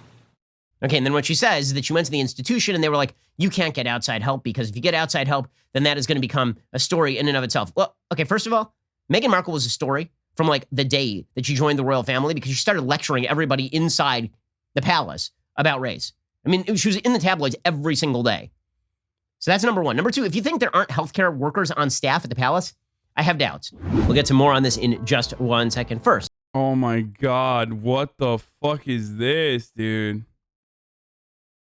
Because again, no names, no specifics. It is all these broad allegations that are being made. And in fact, post-interview, apparently Harry has now come out and says, you know who it wasn't? It wasn't Elizabeth, and it wasn't Prince Philip. It wasn't any of the people who people actually care about from the royal family. But they won't name names. Okay, so this was pretty fun. At a certain point, Oprah actually asked Meghan if she left the royal family to brand build. And Meghan is like, no. Of course not. Here she was. There are even stories that you knew all along that this was going to happen. You went through the whole process, and it was all intentional to build your brand. Can you imagine how little sense that makes? I left my career, my life. I left everything because I love him, right? And our plan was to do this forever. Yeah. Our plan for me, I mean, I wrote letters to his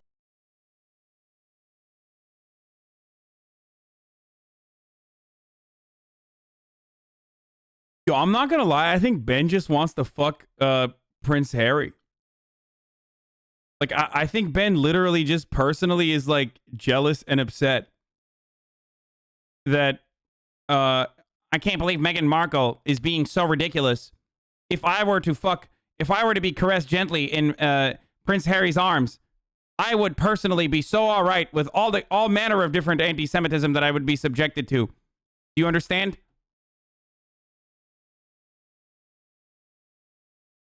I mean, I like that. Here's what I think is funny, okay? This is just you being an asshole. Like, this is 14 minutes of Ben just being a fucking inconsiderate, rude douchebag, right? And because of the way that, like, ideological battle lines are drawn, being an inconsiderate fucking douchebag is seen as, like, the conservative position, and it's kind of cool that, like, you know, he's saying things that are really, you know, things that other people are too afraid to say. Like, that's it. Like, that's just it. That's the fucking summarization of conservatism right here. It's just like, yes, this person who says that they wanted to commit suicide or had suicidal ideation is lying. They're lying about the racism. They're lying about everything. Lol. Like, that's it. That's all Ben is doing. He can try to code it with the intellectual patina of using a Harvard law graduate language, but ultimately that's all he's doing, is just being a fucking asshole, right? Everything that she's saying is a lie. I don't care. Lol. Who cares? She's a liberal. Fuck the libs. Own the libs. Long live the queen. That's all he has done so far. His family, when I got there, saying, I am dedicated to this. I'm here for you. Use me as you'd like.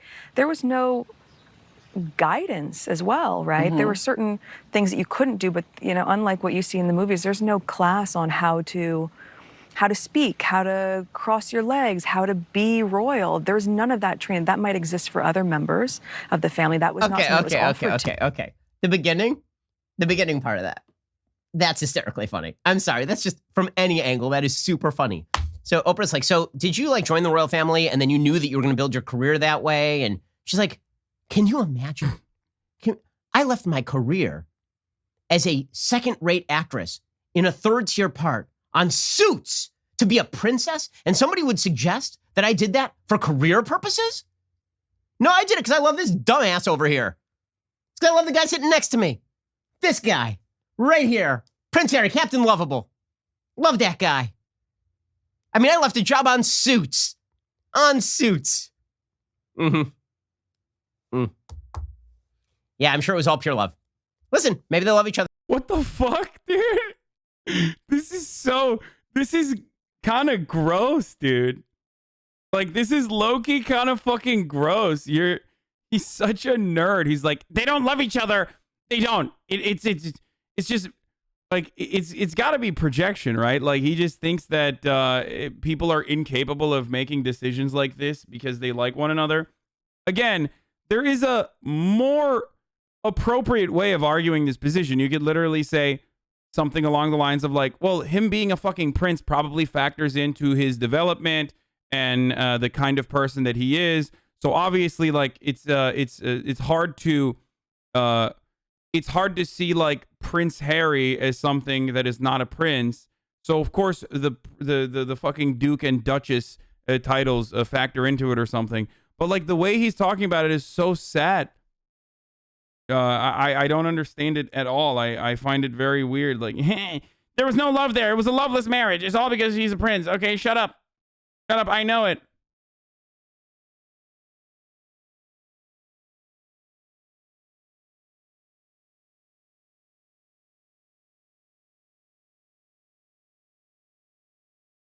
That's fine. Sure. All right. Sure. I'm sure career had nothing to do with that. Like, I'm sorry. I left my job on Suits, and you're suggesting that maybe becoming a princess was a career move? A little I'm suggesting, because that is not a horizontal move right there. I'm sorry. When you think of, like, horizontal versus vertical career moves, bro, he is such an incel, dude. You called his love for Harry is undeniable. Yeah, no, he is. Like, I think he literally loves Prince Harry. Like, he wants to be Princess Shabibo real bad. Like, it honestly, unironically sounds like he's jealous. Like, why can't I do that? Why can't I marry a royal and get an upwards career move? Wait, your joke about Ben wanting to be caressed by Harry is a homophobic joke and a trope. You must know this. Yes, I am. Well, it's because I'm a homophobic person. I think that's why. And that's why I was making a homophobic joke because I was doing a haha, it's funny because he's having gay sex type joke, and not because I'm saying that he legitimately seems fucking bent out of shape, because like deep in his mind somewhere, he would love to be in that position. The hilarity comes from his jealousy, not that, haha, gay people aren't funny. PC police, wee woo, exactly. I love that. You guys got me. I was hiding it this entire time. Ben is literally the guy that thinks race and sex jokes are funny, and then the rest of the group looks at him like he's messed up. Actress on Suits. It was a bad joke. Just move on. I get so... some of you guys are so fucking annoying, dude. You're doing that thing again. To Princess. Is that a horizontal move? I'm going to go no on that one. No. Okay, but again, Markle is not the actual villain of this piece. Meghan Markle is whatever Meghan Markle is. Okay, Prince Harry's the villain of the piece. He knows all the members of his family. He's the one who has decided that he is going to go along with whatever his wife wants to do here. And he's going to say terrible, terrible things about his family. And he's going to prove that he is morally superior to his family. So, for example, Prince Harry, he says that he is free. His brother and his father, they are trapped, but he is so free now. He's free like a bird, and he is free to speak about the evils of his own family. First of all, people who dump on their own families typically ask jackasses, like not good people. Here's Prince Harry, but I'm free. They're trapped. I'm here with you, Oprah, with you. Here's Prince Harry, who, again, worse than Meghan Markle. Please explain how you, Prince Harry, raised in a palace, in a life of privilege, literally a prince, how you were trapped. Just move on gets under my skin, man. I get you. Oh, dude, yeah, it's the most annoying. Like, you lost, hold this L. It is the woke scoldy version of just saying, hold this L, you fucking bitch. That's what it is. When people say, no, you were wrong, move on. Can you just move on, please? Like, no, I'm not going to fucking move on. I'm going to stay right on the subject. Trapped within the system. Like the rest of my family are. My father and my brother, they are trapped. They don't get to leave. And I have huge compassion for that. Wow. I mean, they don't get to leave. They're trapped. But I am free here with you, Oprah. And you know, I got cut off from the royal fortune. I could only live on my mother's $25 million endowment. That's really what they said. $25 million. Okay, so there's an actual deeper underlying thing that's going on here, and that has to do with racism and colonialism. There's been this move in Britain to do sort of what you've seen in the United States, which is the entire history of Britain is about colonialism and racism and brutality, in the same way that the entire history of America is about racism and colonialism and brutality. Dude, come on, dude. Are you fucking insane? You're really saying that the history of the royal family is not about racism and colonialism and brutality? Like at least with America, you could straight up say, and a lot of conservatives used to say this, that America escaped that, okay? That America was supposed to be a penal colony, and they fought back, and, you know, fuck the royalty, fuck the monarchy. That's why America is the land of freedom. That's what conservatives are supposed to say, and do say from time to time. But, like, defending America's white supremacy is the expectation that I have from conservatives. But then to take it one step further and be a fucking loyalist to the British crown in the United States of America is not what I would have expected conservatives to do. Brutality, right? This is all tied in. And Prince Harry backs that to the hilt. So he starts talking about how... Like, at this point, it's like nothing is racist. Slavery is not racist. I don't know why people are saying slavery is racist. Hypothetically, why would slavery be racist? Everyone did slavery. Like, that's the final point of this argument. Okay?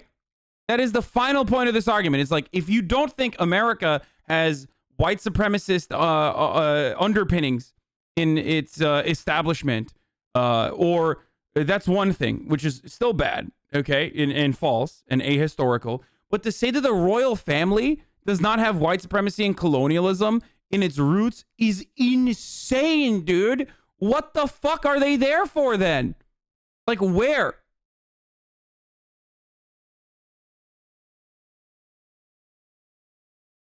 This is the whole point of the royal family. You're supposed to be anti-royal family, Ben. You are a libertarian, supposedly. An American libertarian. What the fuck? How he's done the work, right? Other members of the royal family, they didn't do the work. He says racism drove him out of Britain. It was the tabloids and their racism that drove him out of Britain. And then he says, quote, I've spent many years doing the work and doing my own learning, but then my upbringing and the system in which I was brought up and in which I've been exposed to, I wasn't aware of it to start with, but by God, it doesn't take very long to suddenly become aware of it. It takes living in her shoes for a day or those first 8 days to see where it was going to go and how far they were going to take it and get away with it. Yes, yes. Now he's going to lecture the royal family on their race. Again, the only reason he's a relevant figure is because this is a relevant institution, but this is an attempt to tear down the institution. So let's be clear about what this is. Okay, at least by Prince Harry. And, you know, I think that Markle is just bringing American brand racial politics to Britain. And it's kind of an ugly sight. It is kind of, especially if you're not willing to name names, because let's be real about this. If somebody said that as an employee of the royal family and she named the name, they'd be fired. Right now, there's an investigation going on into Meghan Markle, right? Not into the royal family. It's going on into Meghan Markle and how she treated the employees and the staff over there. What? The reason this has some deeper significance, though, truly, is because what everybody recognizes is that the British monarchy being essentially just a facade at this point, that it really doesn't have any institutional power. All it is just a face for the history of Britain. And when Harry and Meghan make the case that the British monarchy is rife with colonialism and racism, that they have not moved beyond any of that, that there is still... The alternative is if the royal family... Okay, I'm going to tell you something right now. Here's the God's honest truth, okay? The alternative is if the royal family had embraced Meghan Markle across the board and was like celebrating her and saying like, we need more black queens or whatever the fuck, right? Ben would literally be ripping in to the monarchy aggressively. Like, this is liberalism. I mean, I thought liberals were against the monarchy. All of a sudden, they're for the monarchy now that there's a black female monarch. Like, you know that. You know that for a fucking fact. And that's because he holds zero positions. The only position that he maintains is owning the fucking libs, and whatever he has decided is liberal. That's it. You're a black person, probably a liberal. You are, you're. There's no way that you can engage in cancel culture against them, and they're always doing cancel culture. Huge assumption. Okay, sure. Well, you're right. It is an assumption, and I think it's correct.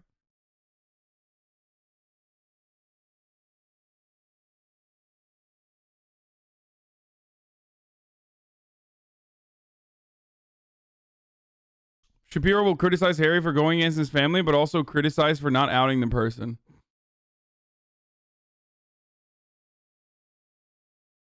The decades of colonialism has plagued so many South Asian countries. Even to this day, the world would be so much different if these people didn't exist.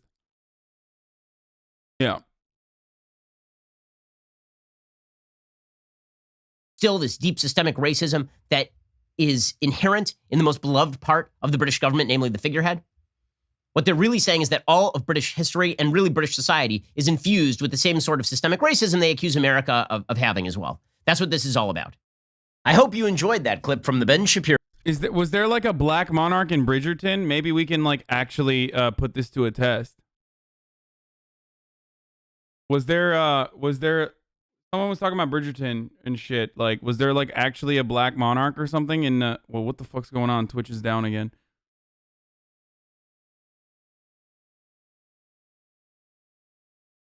Did you hear about All Gas No Breaks? Yeah, I saw Andrew post about it. I just texted him. I'll find out what the fuck's going on. I just texted him to see what the deal is. Show banned the recent article about James McLean. What? God, conservatives are so fucking unbearable. The royal family are useless wastes of tax money. I agree.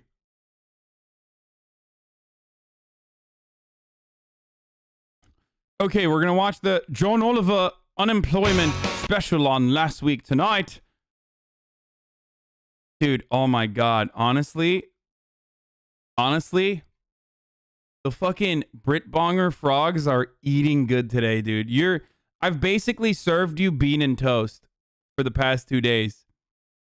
Like, I've been serving you bean and toast. I've been serving you like kidney porridge or whatever the fuck you sick freaks eat. You know what I mean? You're getting bangers and mash. You're getting eel. You're getting fish and chips. You're getting eel, bruv. Eel sandwiches. Black pudding. Yeah, black pudding. Yeah. Blood sausage, bruv. Cheerio. We're getting fucking so much British content, bruv. A single bean on toast. Bean and toast? It's beans on toast, mate. All right. So, in order to balance this really quickly, okay, because there's too much pro-British posy messages coming out right now. I need to balance it right now. Okay, hold on a second.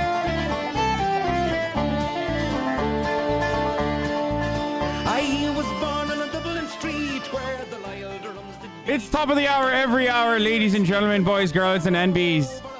And what that means, it's time for a 60-second ad break, all right?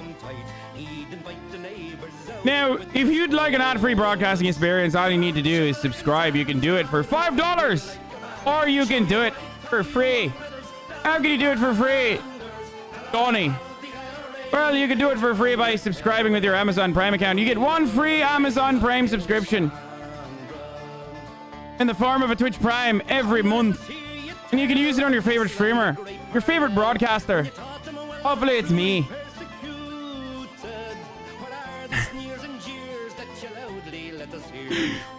By connecting your Amazon Prime account to your Twitch account, you get one free Prime subscription a month. Use it on your favorite fucking streamer. Here's the fucking ad break now.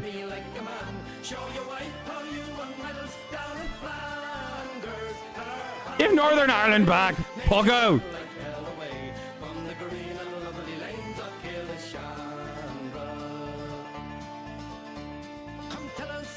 I think a lot of people, I wonder if I've attracted a different audience for this right now. So like, there's some people who are like, what the fuck? I can't believe this. This is actually Anglophobia.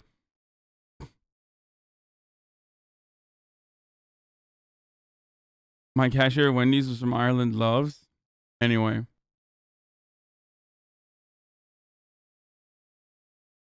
All gas, no brakes is over. Guys, I know. I saw. Anglophobic, that's a thing. Yeah, the same group that interviewed, or the same group that investigated the Labour Party also wrote a report, because they're fucking conservative dipshits. Also wrote a report once about Anglophobia in Scottish and Welsh institutions, about how they were too aggressive towards the English in their teachings. In Scottish institutions of higher learning, they were being too fucking negative towards too negative towards the English. It is literally the equivalent of like a reactionary dumbass fucking Republican funding a think tank that writes a report on like white people in America being the real victims of racism, anti-white racism, or heterophobia, even funnier. The greatest thing that Thatcher sis did was die. Right. Anyway. Yes, I've already covered the 6 days in Fallujah shit being ridiculous. All Gas No Brakes' Instagram is talking about how they are branching out and going international. But Andrew, the creator of All Gas No Brakes, along with his friends, posted on his personal account that none of the All Gas No Brakes properties are owned by him anymore. I don't know why. I texted him to see what the fuck's going on. Okay? And I'll get back to you when I figure it out. Ilhan Omar supports the PRO Act, says, I rise in solidarity with the 5,800 mostly black workers in Alabama who are currently fighting one of the most predatory corporations of the world, Amazon, to form a union. Here it is. Even the Bessemer, Alabama union leaders have talked about how Joe Biden talking supportively or positively about the efforts there has been gigantic, a huge help. Now, I don't know if he will follow through or end up fucking shit. Hold on, sorry. End up giving up or caving on the PRO Act. We shall see what happens there. With the $15 minimum wage, but here it is. Gentlelady from Minnesota, Ms. Omar. The gentlewoman from Minnesota is recognized for 1.5 minutes. Thank you, Chairman. For those of you who don't know, the PRO Act is to rewrite labor laws in defense of unions and strengthen unions. It's similar to the Obama era promise of card check that never followed, that never came through. So, but it has things such as that within it. I don't know if that will work. It passed the House back in February. We shall see what happens in the Senate. Mr. Speaker, I rise in solidarity with labor unions who, throughout history, have fought the greed of their bosses and corporations in order to have a better life. I rise in solidarity with workers in Marathon Petroleum Plant in Minnesota who are striking for safer working conditions, and with the workers at the Minneapolis Institute of Art, Walker Art Center, and many more workplaces who have recently unionized in my district. I rise in solidarity with the 5,800 mostly Black workers in Alabama who are currently fighting one of the most predatory corporations in the world, Amazon, to form a union. Labor unions have been the driving force for all positive change for workers in modern history. As a former union member myself, I can attest to the power that workers wield when they exercise their right to organize. That's why we need the PRO Act and why we must pass it this week and pressure the Senate to do the same. The PRO Act puts power back where it belongs, in the hands of workers. Thank you, and I yield back. I ask for unanimous consent to submit a letter from the National Nurses Union. Without objection. The gentlelady yields back. The gentleman from Virginia.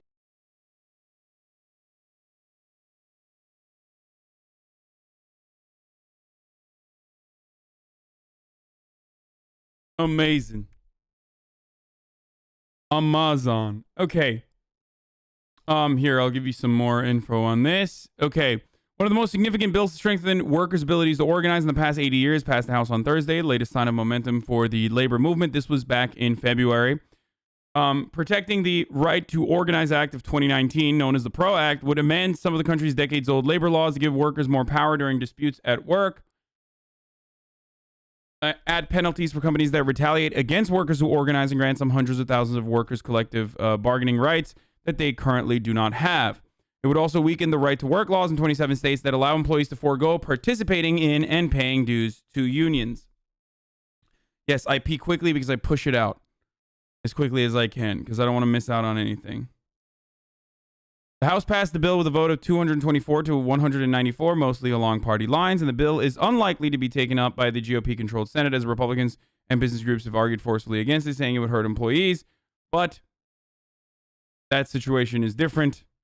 Wait, where is this from? Republican GOP-controlled Senate. Well, situation is different now, so there is an opportunity, but it doesn't matter, especially because Republicans and even some Democrats are probably not going to. They are not going to pass this. Your urethra getting shredded. This is one of many fucking bills that is really good overall, is a part of the Biden campaign promises that most likely not going to pass in the Senate because you need a filibuster-proof majority there. That shouldn't stop Democrats from pushing for it regardless, and that they should absolutely force Republicans to take a position in the public record, okay? They should force Republicans to take a position in the public record against unions so they can, at the very fucking least, have good opportunities to shit and slam dunk back into the fucking Republican throats, jam back into the Republican throats whenever they try to act like they are pro-labor unions. It's fucking bullshit that Ted Cruz and others like that try to operate in a way where they make it seem as though they are the pro-union party and the Democrats are not pro-labor rights and pro-workers. It's worth noting, filibuster reform is in the talks. Even Manchin is for reform. Yeah, that would be great. Okay, so here's a Twitch-related news. Heat Center, Meyers Leonard used an anti-Semitic slur while streaming on Twitch. What the fuck did he say? Am I allowed to watch this? I don't even know if I'm... Let's go, baby. Fucking cowards. What is he gonna say? I don't want to watch this.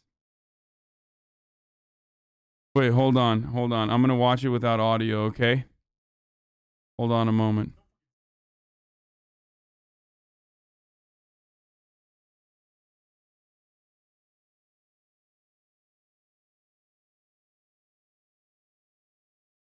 No, you don't really hear that a lot. Interesting. Interesting choice. Yeah, welcoming Heat Center Meyers Leonard to the Gamer Caucus. Yeah, he that's a rare one. It's like a rare Pokemon card. But also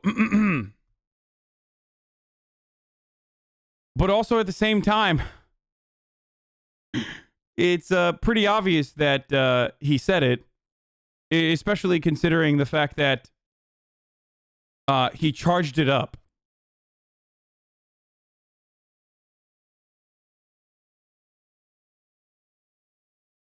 Like, he literally, you can see it if you watch the video, you can see him charging it up in his mind. He's like, what slur should I use here?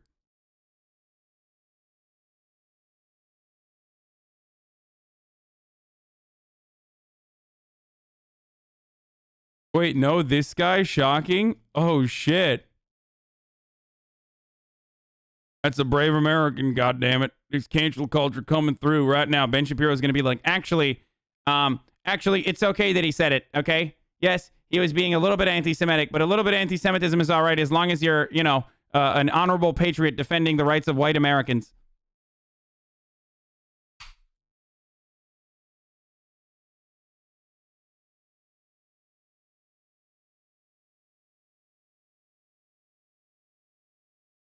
He's the guy that was on Scuffed and was the guy that stood during the national anthem when the rest of his NBA team was kneeling for BLM. Bonus meme, Miami Heat, his team is owned by a Jewish dude. Yeah. Dude, you joke, but watch him actually. I would love to hear what Ben Shapiro has to say about this. I mean, he's literally defended Ann Coulter being anti-Semitic before and straight the fuck up said, Ben Shapiro in the past literally said after Ann Coulter's vile anti-Semitism that it was okay because she defends Israel, okay? Like, this is not even fake. Like, this is literally something Ben Shapiro has said, so it doesn't fucking matter. Like, he doesn't give a shit.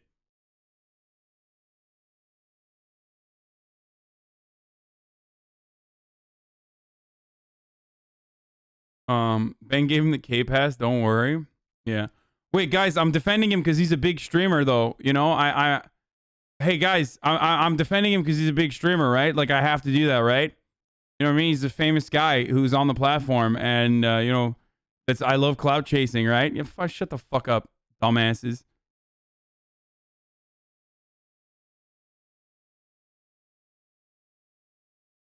Are you defending him? No, I'm not defending him. I'm just making fun of people who always fucking say shit like, apparently, I always end up defending people who are famous because I'm clout chasing or some shit. He said he wanted to say the N-word instead. Shut the fuck up. He did not say that. Oh, Jesus Christ.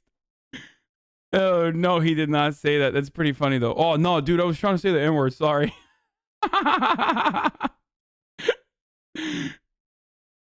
No, a meme account said that a clip of the Heat Center Meyers Leonard is using effing cowards don't effing snipe at me, you fucking... I mean, there's a pause, okay? There's a big pause, bro. He, like, literally goes, you fucking... Blah! Like... Like, you know, he was thinking, like, what fucking word should I use here? Like, he went into his mind, like, it was like a Nintendo sequence, okay? Like, it was like Breath of the Wild. The game pauses. He's going through the user interface. he opens up the circle menu to see which fucking slur he's going to pull out. Like, you can see it happening in real time. He's like, boop, brain pause, circle menu. Which one do I use? Okay, I'm going to use a rare one. Boom, K word.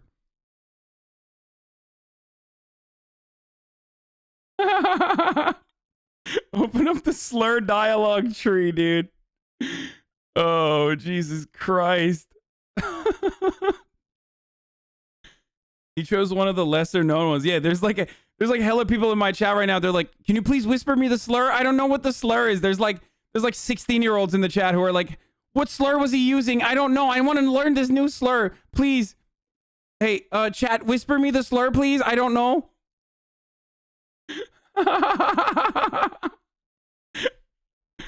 Oh, Jesus Christ.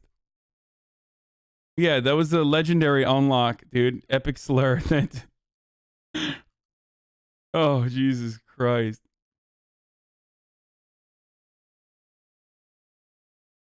Leonard is known on the NBA as an average streamer. At one point last April, he streamed himself playing Call of Duty for 26 hours as a part of a fundraiser raising over $45,000 for Feeding America. Oh, damn. Pretty fucking cool that he was able to go for 26 hours playing Call of Duty without dropping one of those.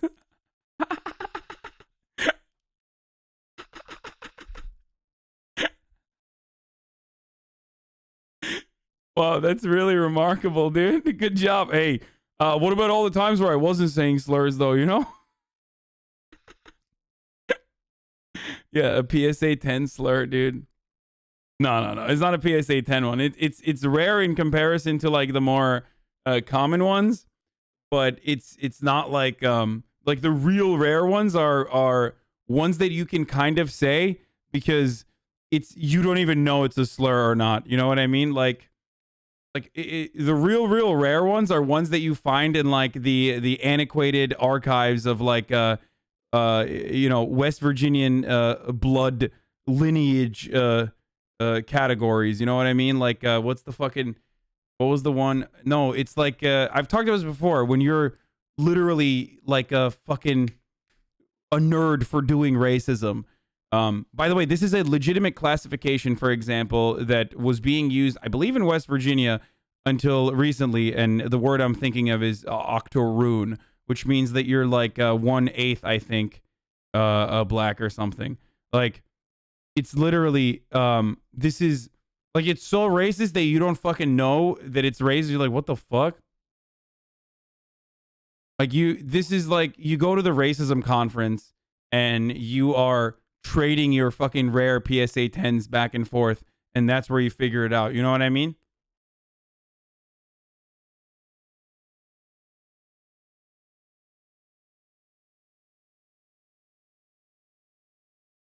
You made that up? Oh, I made that up. Interesting that you say that. Let's take a look at the marriage, like, let's look at the marriage licenses in West Virginia until recently.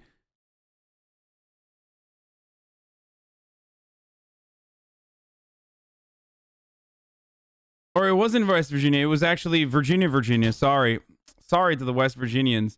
Yeah, I made that up, right? Quadroon Moore, Virginia sued for making those who wed say what they are. Like, literally a thing.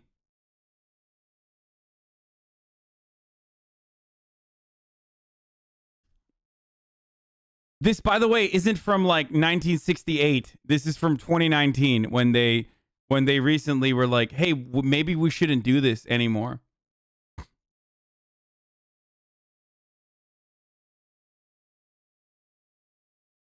I had a teacher who loved to pretend it wasn't offensive and used quadroon too. Yeah, like.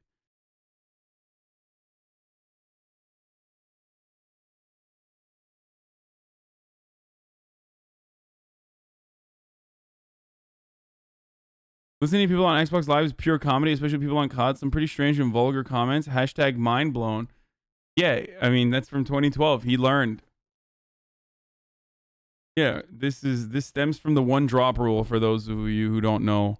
Like, a lot of these classifications. Guys, it's when, like, just fucking learning to say bad words and dropping them is easy in comparison to doing the fucking work and research to unlock the ancient scripture of racism. This is when you've done the research, okay? When you've put in the fucking work to be racist. His agent calling him to get him, telling him to get off stream? What? Really?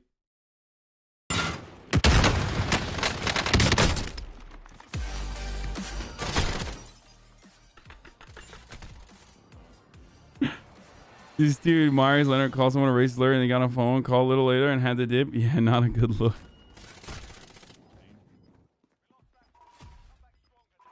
Yo, my wife needs me. She just called me. I gotta roll, brother. GG's. Okay. Hey, GG's, brother. What do you think? Yep. Anyway, Jesus Christ. Racism quest line coming up at the Rooster. Yeah, that's what I'm gonna do. I saw a post on one of those charts saying the Queen doing Punnett squares in the delivery room. What?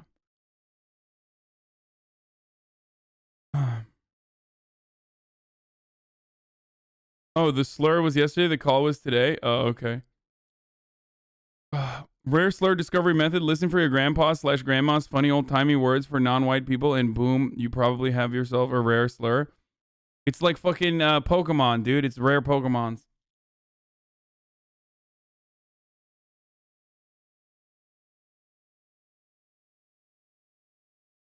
Anyway, okay. Watch one episode of South Park and you learn the K word pretty quickly. Gandhi said some super racist shit about black people. Use the rare K slur. I don't want to say. Yeah, Gandhi had some not so great things to say about black people. Yeah, of course. Sports Twitter. This is sports Twitter coming to shine, okay? Like Black Twitter and sports Twitter do this whenever something like this happens. And they make some of the most delicious memes out there, which is incredible because half the time it's about like dumb shit that I don't care about and I don't really understand. You know what I mean? But when this happens, it's like, oh my God. Wait, hold on. Wonder what Meyers Leonard was thinking to himself here.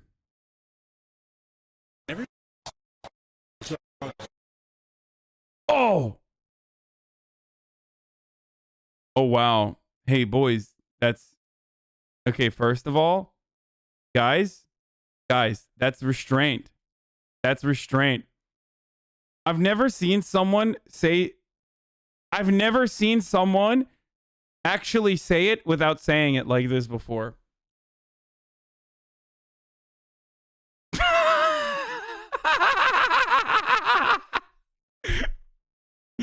Wow. Wow, dude. What the fuck, dude? Look at his face.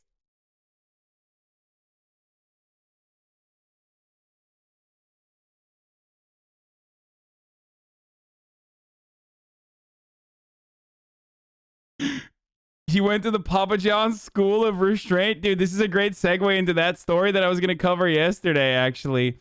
Boys, you make fun, but, you know, there's people out here that are trying their goddamn hardest, okay?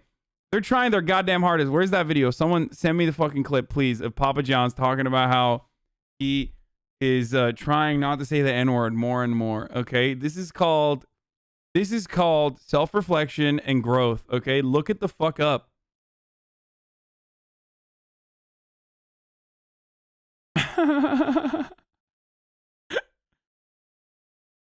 Like the line you said the other day, it's like you watch Gran Torino and take notes. Yeah, exactly. Gandhi was in agreement with the caste system. Okay, I don't care, man. I just... Oh, here it is. Okay. To a few years ago when he said, take me back. Dude, OAN has some great coverage. I don't know why people make fun of OAN, okay? They have such great coverage. To a few years ago when you start to see these headlines coming out and smearing your good name. How did you feel at the time when you were seeing these headlines? State of shock. Unbelievable. I couldn't understand it. I mean, again, you have a public board that paints its chairman complicit, passive, or active. They paint the founder as a racist. They know he's not a racist. It's just unbelievable. And I used to lay in bed just going, how did they do this? And we've had 3 goals for the last 20 months to get rid of this N-word. Hey, you don't understand. The day of reckoning was upon us, okay? word in my vocabulary. I used to lay in bed just going, how did they do this? And we've had 3 goals for the last 20 months to get rid of this N-word in my vocabulary and dictionary and everything else because it's just not true.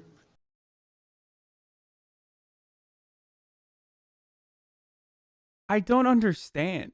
Like, you had 1,100 different ways of approaching this subject that would not make it seem like you're literally saying the N-word to a degree that, like, it's for survival. Okay? Like, that is probably the worst way of outing yourself.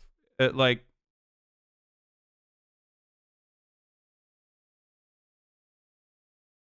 he said he wanted to get rid of the N-word in his vocabulary, but then also said it's not true. He just... Figure out how they did this and get on with my life. If Papa John... Figure out... I know he means something else, but it's pretty funny thinking, like, figure out how others have done this, you know? The N-word is an incredibly important part of my vocabulary and vernacular, and I need to figure out how other people have done this. You know, how have they taken it out?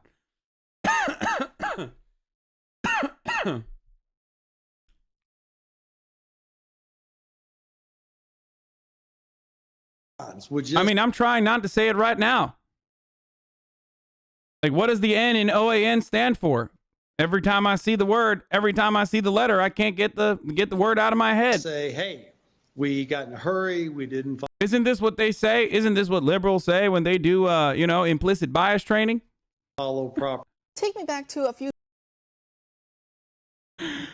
Oh, Jesus Christ. This would be a great Cumtown bit. It probably is already. Man needs training montage in order for him to avoid saying it. In before Meyers Leonard gets that Papa John sponsorship on stream. Use code anti-Semitism. Oh, Jesus Christ, dude. You weren't in the gym shooting the N-word with Papa John. He put the work in. Dude, it's hard. It's hard to get it out of your vernacular, okay?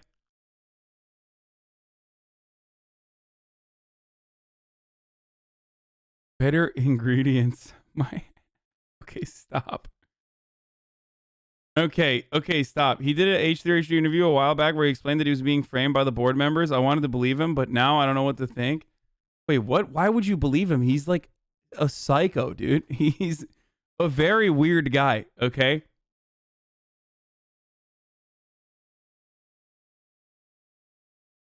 I was framed.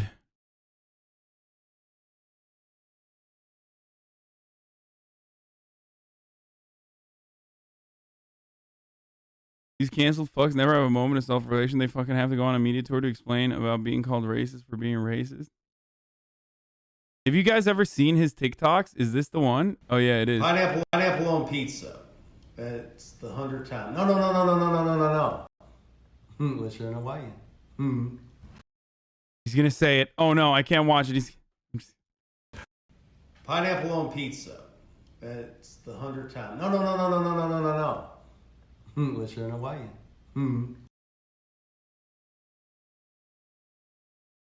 Dude, he's such a unique character.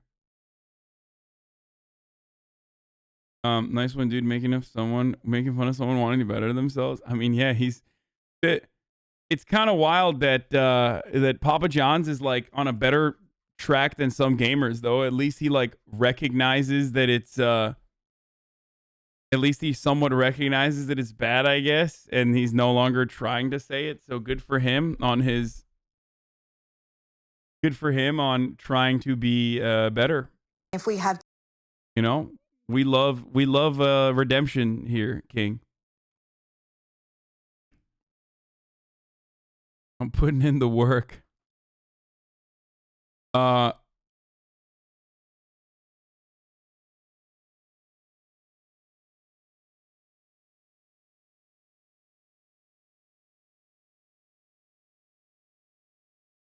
Okay. So let's move on from this story. What is this, 2021? And we're all whoopee? The American experiment is the way to go. And if we have 2 American women, Meghan Markle and Oprah Winfrey, who are single-handedly finishing what George Washington and our revolutionary counterparts did, I'm all for it. Okay. There's a slur called piker. Look up ethnic slurs on Wiki. I know it's used against the Irish. It's like saying you're an Irish traveler. A fucking piker. Like the Pikeys, they were it's in Snatch, Brad Pitt's character. Which is pretty funny because like Facebook is now and has been for a while the white supremacist hangout spot, right? And back in the day, Facebook would not let me have my last name because they thought that I was like using this anti-Irish slur. I had to like actually for months like reach out to Facebook and show them proof that like this is my last name, like actually my last name, so that I could have it.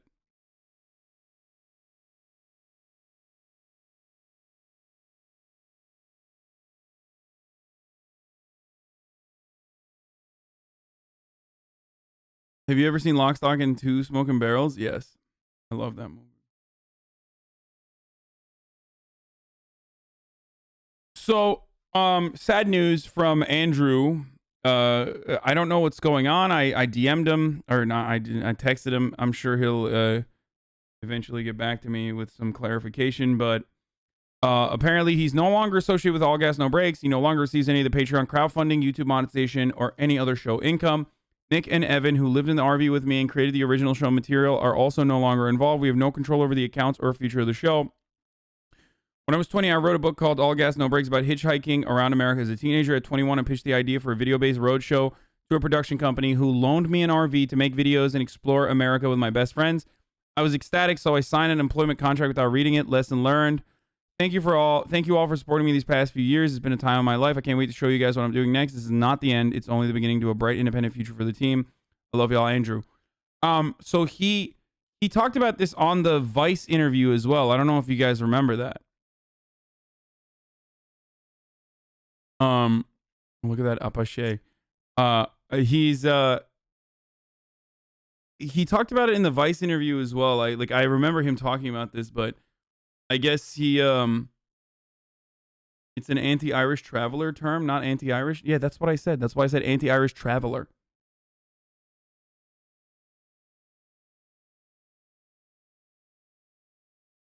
I thought it was his own team, and I'm pretty sure that he thought it was his own property, but I guess the fucking company decided to take it over an RV. Can you imagine? Oh yeah, hey, we gave you an RV and like $10,000, so everything you've done is now ours, and we're gonna take it from you. So, you know.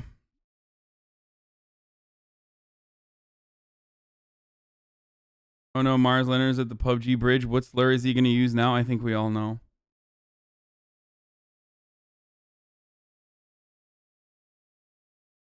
Literally, what is the value of the brand without Andrew and the crew, though? I don't know.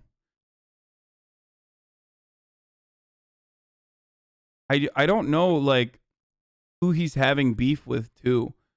Like, does he mean he's having beef with Heidecker? Or is it that, like... Or did Tim Heidecker's company that bought it, I think some of the rights or something? I don't know what the fuck happened there. I don't know what the behind-the-scenes stuff is. Or is it the production company that like is literally cashing in on it and saying, no, actually you bought us. Like you got in a contract with us and not Andrew. No, it's not Heidecker who bought the van, dude. And also he would never do that. Like he would never fuck All Gas, No Breaks and Andrew over like that. I think he really liked them and wanted to work with them and created more unique opportunities for them. And then the other company was like, oh, this is really profitable now. So we're going to take it over and seize it. Anyway, there's also another thing going on. Twitch has added an automatic brand safety score, which will grade how brand-friendly streamers are based on things like chat behavior, ban history, manual ratings by Twitch staff, games played, age, auto mod, and more. This could get interesting. What do you think?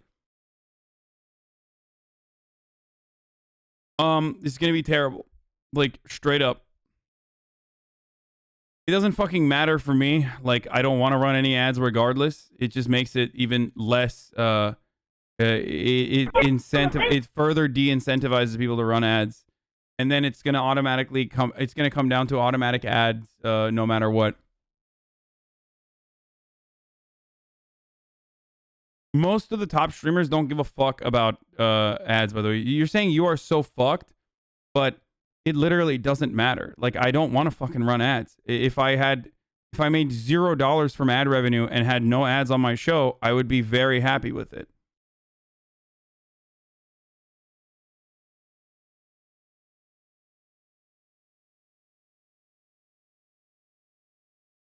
If it counts chat behavior, does that mean large streamers can just send chatters to gay people and then fuck them over? Yeah, it just opens up an opportunity, a unique opportunity for like 4chan and other places to like do N-word bots and stuff like that, which we fight against all the time. How does XUC doesn't have to run ads and you do? We have different contracts.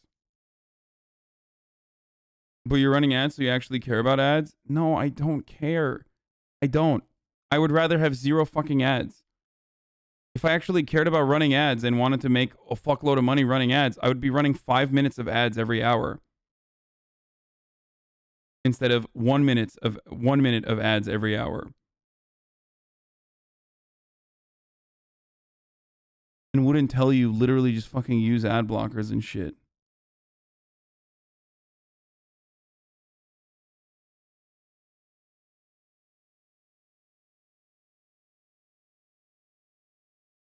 It's funny because like Twitch chat is doing that thing. Some people in the Twitch chat are doing that thing that I fucking hate. Whenever you know, I talk about like a health situation, everyone in Twitch chat is like, well, actually, I'm a doctor of science and medicine. So let me tell you, your ear pain is actually cancer. And it's the same thing. Everyone becomes like entertainment lawyers. You know what I mean? Well, I've overlooked your terms of your contract, and you actually could renegotiate immediately. Like, I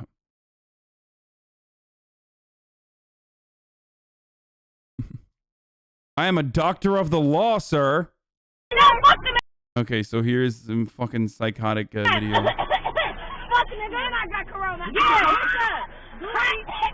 What you gonna do? What you gonna do? My property. You about to get your ass shit. Now you about to get beat the fuck up.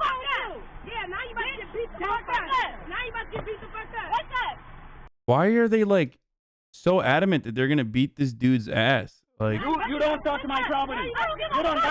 I mean, this is the point where you just spray them. You know what I mean? You fucking bust out the pepper spray and you just fucking spray the shit out of these psychos. You don't buy it. I don't give a fuck. I bought it. I work hard for it. You're in the middle of nowhere. So what's up? So Bitch ass did it like this? Kick us out in the middle of the fucking thing. Are you stupid? I really have to like do something. Did I told you to get out in the gas station? You didn't.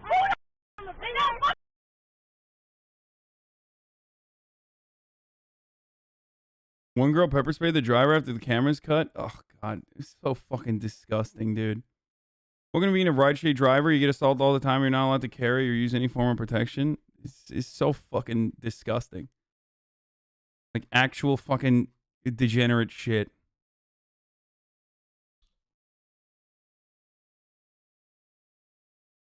Influencers, by the way. Wait, what do you mean they're influencers? How do you know that they're influencers? Are they?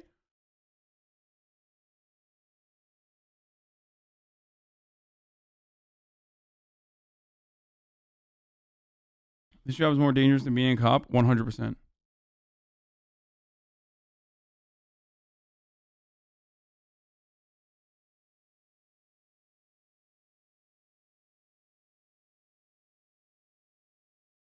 America is very safe and very cool and filled with interested and well-informed people. Yep. Oh. The one on the right is an influencer? Really? The Persian girl has like 12K followers on Instagram. Ugh.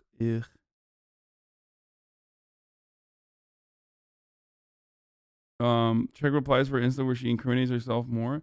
It's just fucking trash, dude. Like, what a fucking trashy thing. What a horrible thing to do.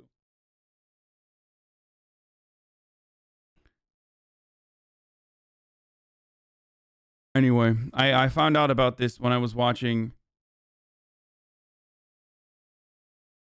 I found out about this when I was watching or earlier this morning when I saw Who's Gone Wild. I saw it on Who's Gone Wild. But she's probably blowing up because people are fucking following her now. What? My channel has been permanently demonetized for harassment. I upload Hasan reacts to spread education. People are living politics. Hasan might sometimes use harsh words, but he does not harass people. What the fuck? They're influencing me from not living in the U.S. Her response: California anti-mask crew coughed on a driver's seat. She plans to sue Uber. I mean, I don't know how to describe it. I mean, this is just like this is straight up Karen behavior. Okay, classic, and it's fucking disgusting. I don't know what else to say about it.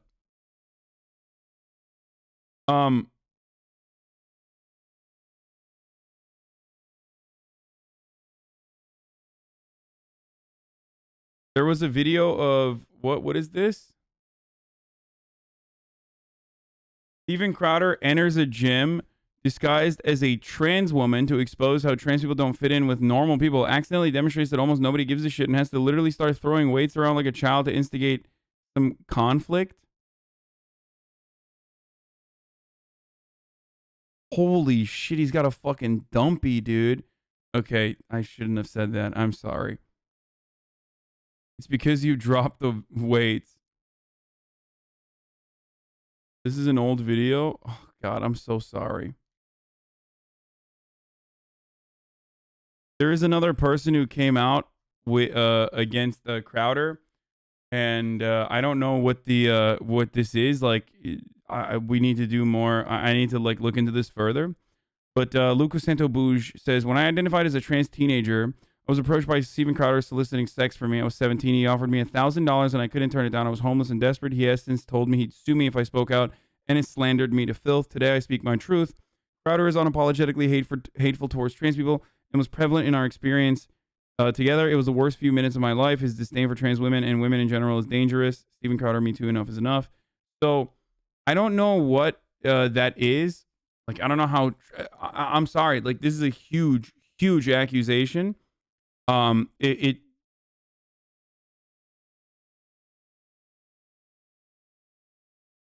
could be, it seems likely. I mean, he does behave. It's like Alex Jones being a chaser. You know what I mean? It's not very surprising that Alex Jones is a chaser. Like, these people, the chaser is someone who's transphobic, but like wants to fuck trans people because they fetishize trans people.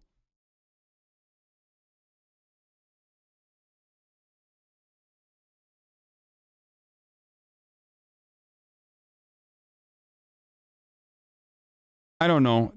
I don't know enough about whether this is, he doesn't stream on Twitch. You can get him, lol. What do you mean?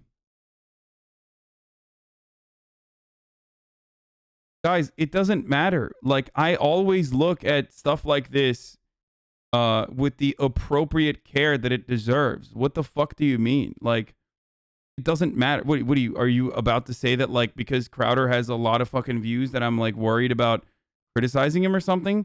No. At some point, you legitimately have to recognize that I have a consistent position on these sorts of things and try to look at it with the care that it deserves, because I treat this situation with respect. I know that it's a joke that you're saying, like, I defend large streamers or whatever, but come on. Oh my God, they were making a joke. Chill. No, I won't fucking chill. Especially because motherfuckers think that this is like a legitimate point of view or a legitimate criticism or something. Here, what is she saying? Going back to the Uber lady. My boyfriend taught me, don't let nobody play with you. Smack the fuck out them. That's what I was taught. So if y'all boyfriends told y'all to let this Uber, let y'all get out the car and get robbed or whatever the fuck would have happened, now that's on y'all. Hell no. And he lucky as hell I ain't have nothing on me on mamas, because if he would have played with me, bruh, it would have been a whole different story. For real, you not about to kick me out on the freeway. Everybody I know 75% of people I know would have smacked the shit out of him or done some crazy ass off the wall shit. All I did was take his mask off and cough a little bit, but I ain't even have corona. So at the end of the day, okay, yeah, I ain't gonna lie, that was disrespectful as fuck. I'm dead ass wrong for that, but it could have been avoided. Period, point blank. It could have been avoided. You could have just waited and made sure we was safe. Dude, I'm literally going to headbutt people going forward. Stop sending me the same fucking link over and over again. I've talked about the all gas no brakes situation. Do you want me to just... Here is the rest of this broadcast is now dedicated to the all gas no brakes situation, okay? We're only going to talk about all gas no brakes going forward, okay? Nothing else matters. If you would have made sure, pass this fucking stupid ass Uber, bruh. Oh, mamas. That's why I take Lyft. That's why I take Lyft.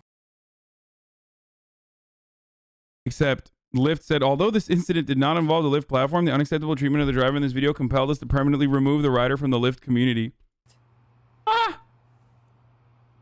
That's why I take Lyft.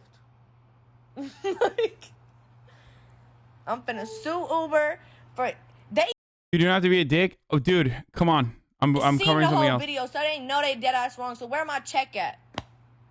Where's my check? For real.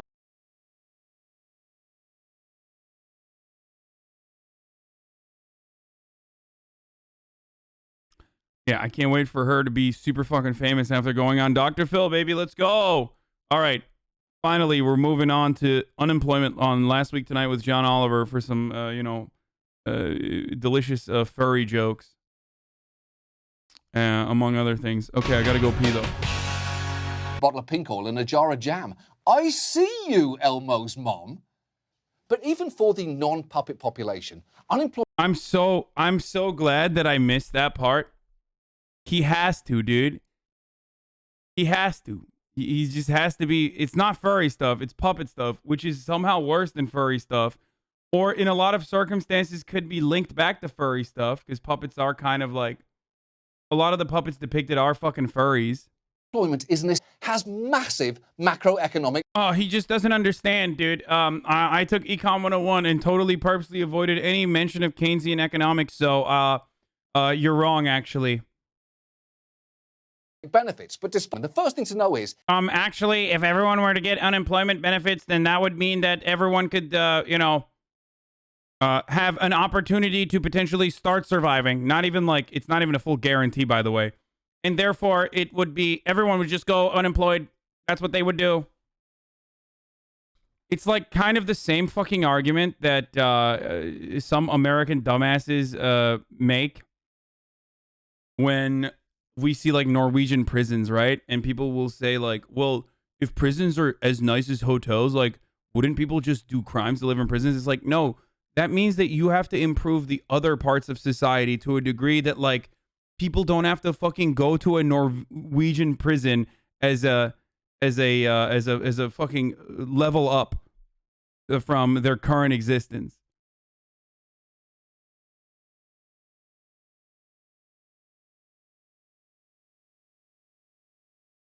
It is not just where you live that determines your benefit. Bro, fucking Florida, like, the governor of Florida, Ron DeSantis, stated openly that the Florida unemployment system was full of bugs and very difficult to maneuver through on purpose because you didn't want it to be easy. Like they did not want it to be easy for people who are in a desperate situation to get back some of the money that they've paid into, basically. Like, that's how fucked up these guys are. Benefits. It also matters. Right.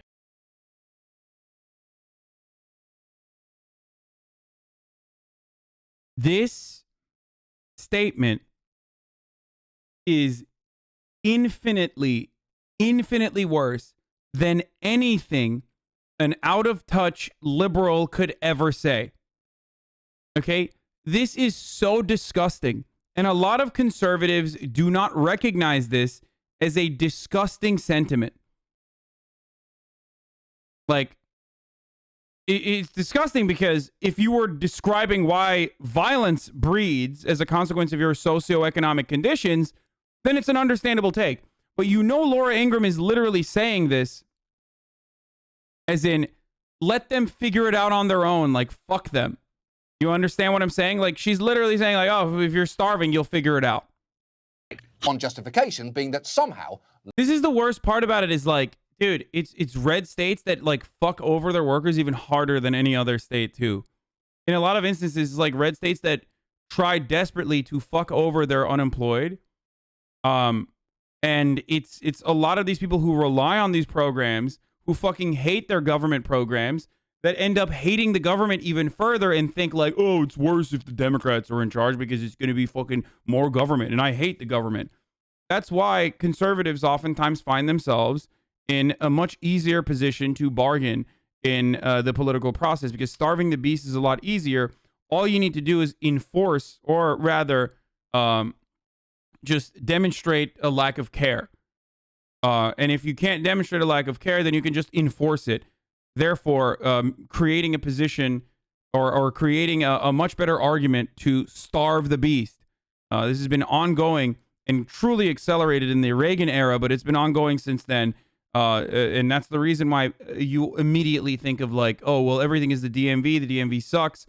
I just don't want the government to deal with this. I wish unemployment was dealt by private entities. Except the difference is private entities are wrought with corruption, but that corruption is justified. You expect your company to be authoritarian. Not a single person would ever turn around and be like, why isn't there a democratic process in my company? No, you know that there's a hierarchy of power. It's basically, if you were to think about it as an organizing body, you expect it to be corrupt because you expect your company and your bosses to care about the profit margin more than your well-being. The government can't do that, which is why I always say the government is big. The government is also very, very difficult stuff. But it is also a necessity. Okay? That's it. You have to have accountable bodies that are accountable through the democratic process, care for your best interest. You are not going to get that from private corporations. You are not going to get that from the free market. Because the free market, enterprises that work within the free market are always going to want to monopolize. They're always going to want to monopolize. And when they monopolize, they're not beholden to you. But the government, theoretically, under a functioning democracy, is supposed to be beholden to you, the constituents, and the voters.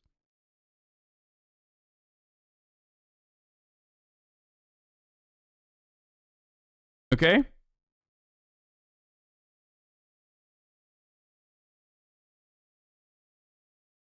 But of course, government, socialism is the government does things, and the more the government does things, the more socialism it is. Anyway, having said that, it is top of the hour once again. I'm going to run another 60-second ad break. If you want an ad-free broadcasting experience, all you need to do is subscribe. You do it for $5 or for free by connecting your Amazon Prime account to your Twitch account. I'm going to continue the video because I want to get through this right now. Here it is. Loads of people... Examples. I'm from Bluntville, which means I just say things blunt. That they get. Blounttville. Oh, yeah, don't worry. That's just... And that person probably thought they were being funny. They probably did. Oh, my God. I bet that there's actually a Tupac Shakur. Oh, no. Oh, Jesus Christ. Oh, fuck. Except for the fact that because... Okay, to be fair, even I thought it was a meme. Like, everyone memed on it. Come on. I thought it was a fucking meme, too. I think you know what's coming next. I mean, but the difference is I'm a fucking dumb Twitch himbo, and he himself is the government official. You should have done your fucking research before you did that. Owe somebody an apology. Period. We just can't handle it. That's how you get Macklemore. And if you're thinking, hey, what's so bad about Macklemore? Not bad. You are very much part of the problem here. And some mistakes happen on a much bigger scale. Okay, that was a good joke. Rolled out a new system in states program while in power. Like, I was thinking, will Florida be able to find someone worse than Voldemort himself? And they did. It was wild, but they did. When Good he job, was sworn Florida. in, employers that year paid an average of $319 per employee in unemployment. You could have literally had a dude who likes to do meth and, you know, fuck male prostitutes. And instead you have Ron DeSantis now. Good job. Can you imagine? By the way, how fucking Florida is it to choose between dude who likes to do meth with male prostitutes or fucking Ron DeSantis? Like, straight up, dude. It is the most Florida fucking thing on the planet. Unemployment taxes. By the time he left office, they were paying just $50 per employee, the lowest in the country. By the way, there is nothing wrong with, I don't know, soliciting male prostitutes for sex. I am obviously not shitting on that. And less the than meth part is a little wild, the national but average. And to Anybody else? 61,000. Hi. Wow. That feels way too low. Is what he did terrible? Motherfucker said 10 million, bro. They said 10 million because in the mind of a conservative, they're like, okay, well, half the state is black and unemployed, obviously. Come on, like, that's what's going on. Meanwhile, the reality is like, oh, no, oh, never mind. It's just 61,000. Holy shit, this seems kind of dangerously low. Never mind. We're clapping now. Policy. DeSantis stats do not lie. He's literally one of the best in the nation. Yes. DeSantis and stats do not lie is hilarious when considering the fact that, you know, cops literally raided a whistleblower epidemiologist under DeSantis's governance because she leaked the actual results of that were being underreported. Similar to Andrew Cuomo, by the way, which is hilarious because I hate both of them and I shit on Andrew Cuomo and DeSantis, but you're a dumbass conservative and you think Andrew Cuomo bad because he's liberal, libtard, but DeSantis good for literally doing the exact same thing. Very cool. So clearly meant to impeach at the time that they would be fixed. They pretty clearly weren't because the system crashed so badly. Oh, she was a data scientist, not epidemiologist. Sorry. I thought she was an epidemiologist. Last She was a data they had scientist. to suddenly shift She was working to with the paper applications, epidemiologist, which, though, in the middle of a pandemic, with the brought a health whole expert. different separate. Because it was. Many Floridians It's literally been deliberate. actually suggested that last year. I think definitely in terms of how it was internally constructed. This is why motherfuckers say I ruined John Oliver videos because I mentioned it like over here that he did this. You know, it was definitely done in a way to... is broken. Again, the government's actions... Yeah, the nauseous feeling is freedom, baby. Yeah, it's called freedom. Look it up. Imagine if you were in one of them communist nations like Norway or even Canada, God forbid, and you were able to get your unemployment insurance without any of these weird hurdles that you need to jump over. I mean, are you fucking kidding me? What's next? Vuvuzela? All of a sudden, the government's seizing your iPhones. Absolutely disgusting. Fuck Canada. Doesn't exist. Not a real country, brother. Last year, we need to take all of the energy that we have been pouring... Called the nanny state, brother. Are you fucking kidding me? States' rights. States' rights to own slaves and also states' rights to make new people who are dying of basic poverty that the government should be able to handle. Fuck you. To making sure that... Fuck you, John Oliver, you libtard with your goddamn liberal point of view. I hate you, John. I hate you, Jonathan. Why don't you go back to your own country of, what is it, like England or whatever the fuck you're from? I kind of wonder what Trump is doing right now. Hey, boys, you already know what fucking time it is, all right? Hey, how you doing? Fuck you, all right? It's motherfucking time. It's gaming time, boys. Hey, what the fuck is my song? Someone link me that fucking song, all right? We're cooking meth today, boys.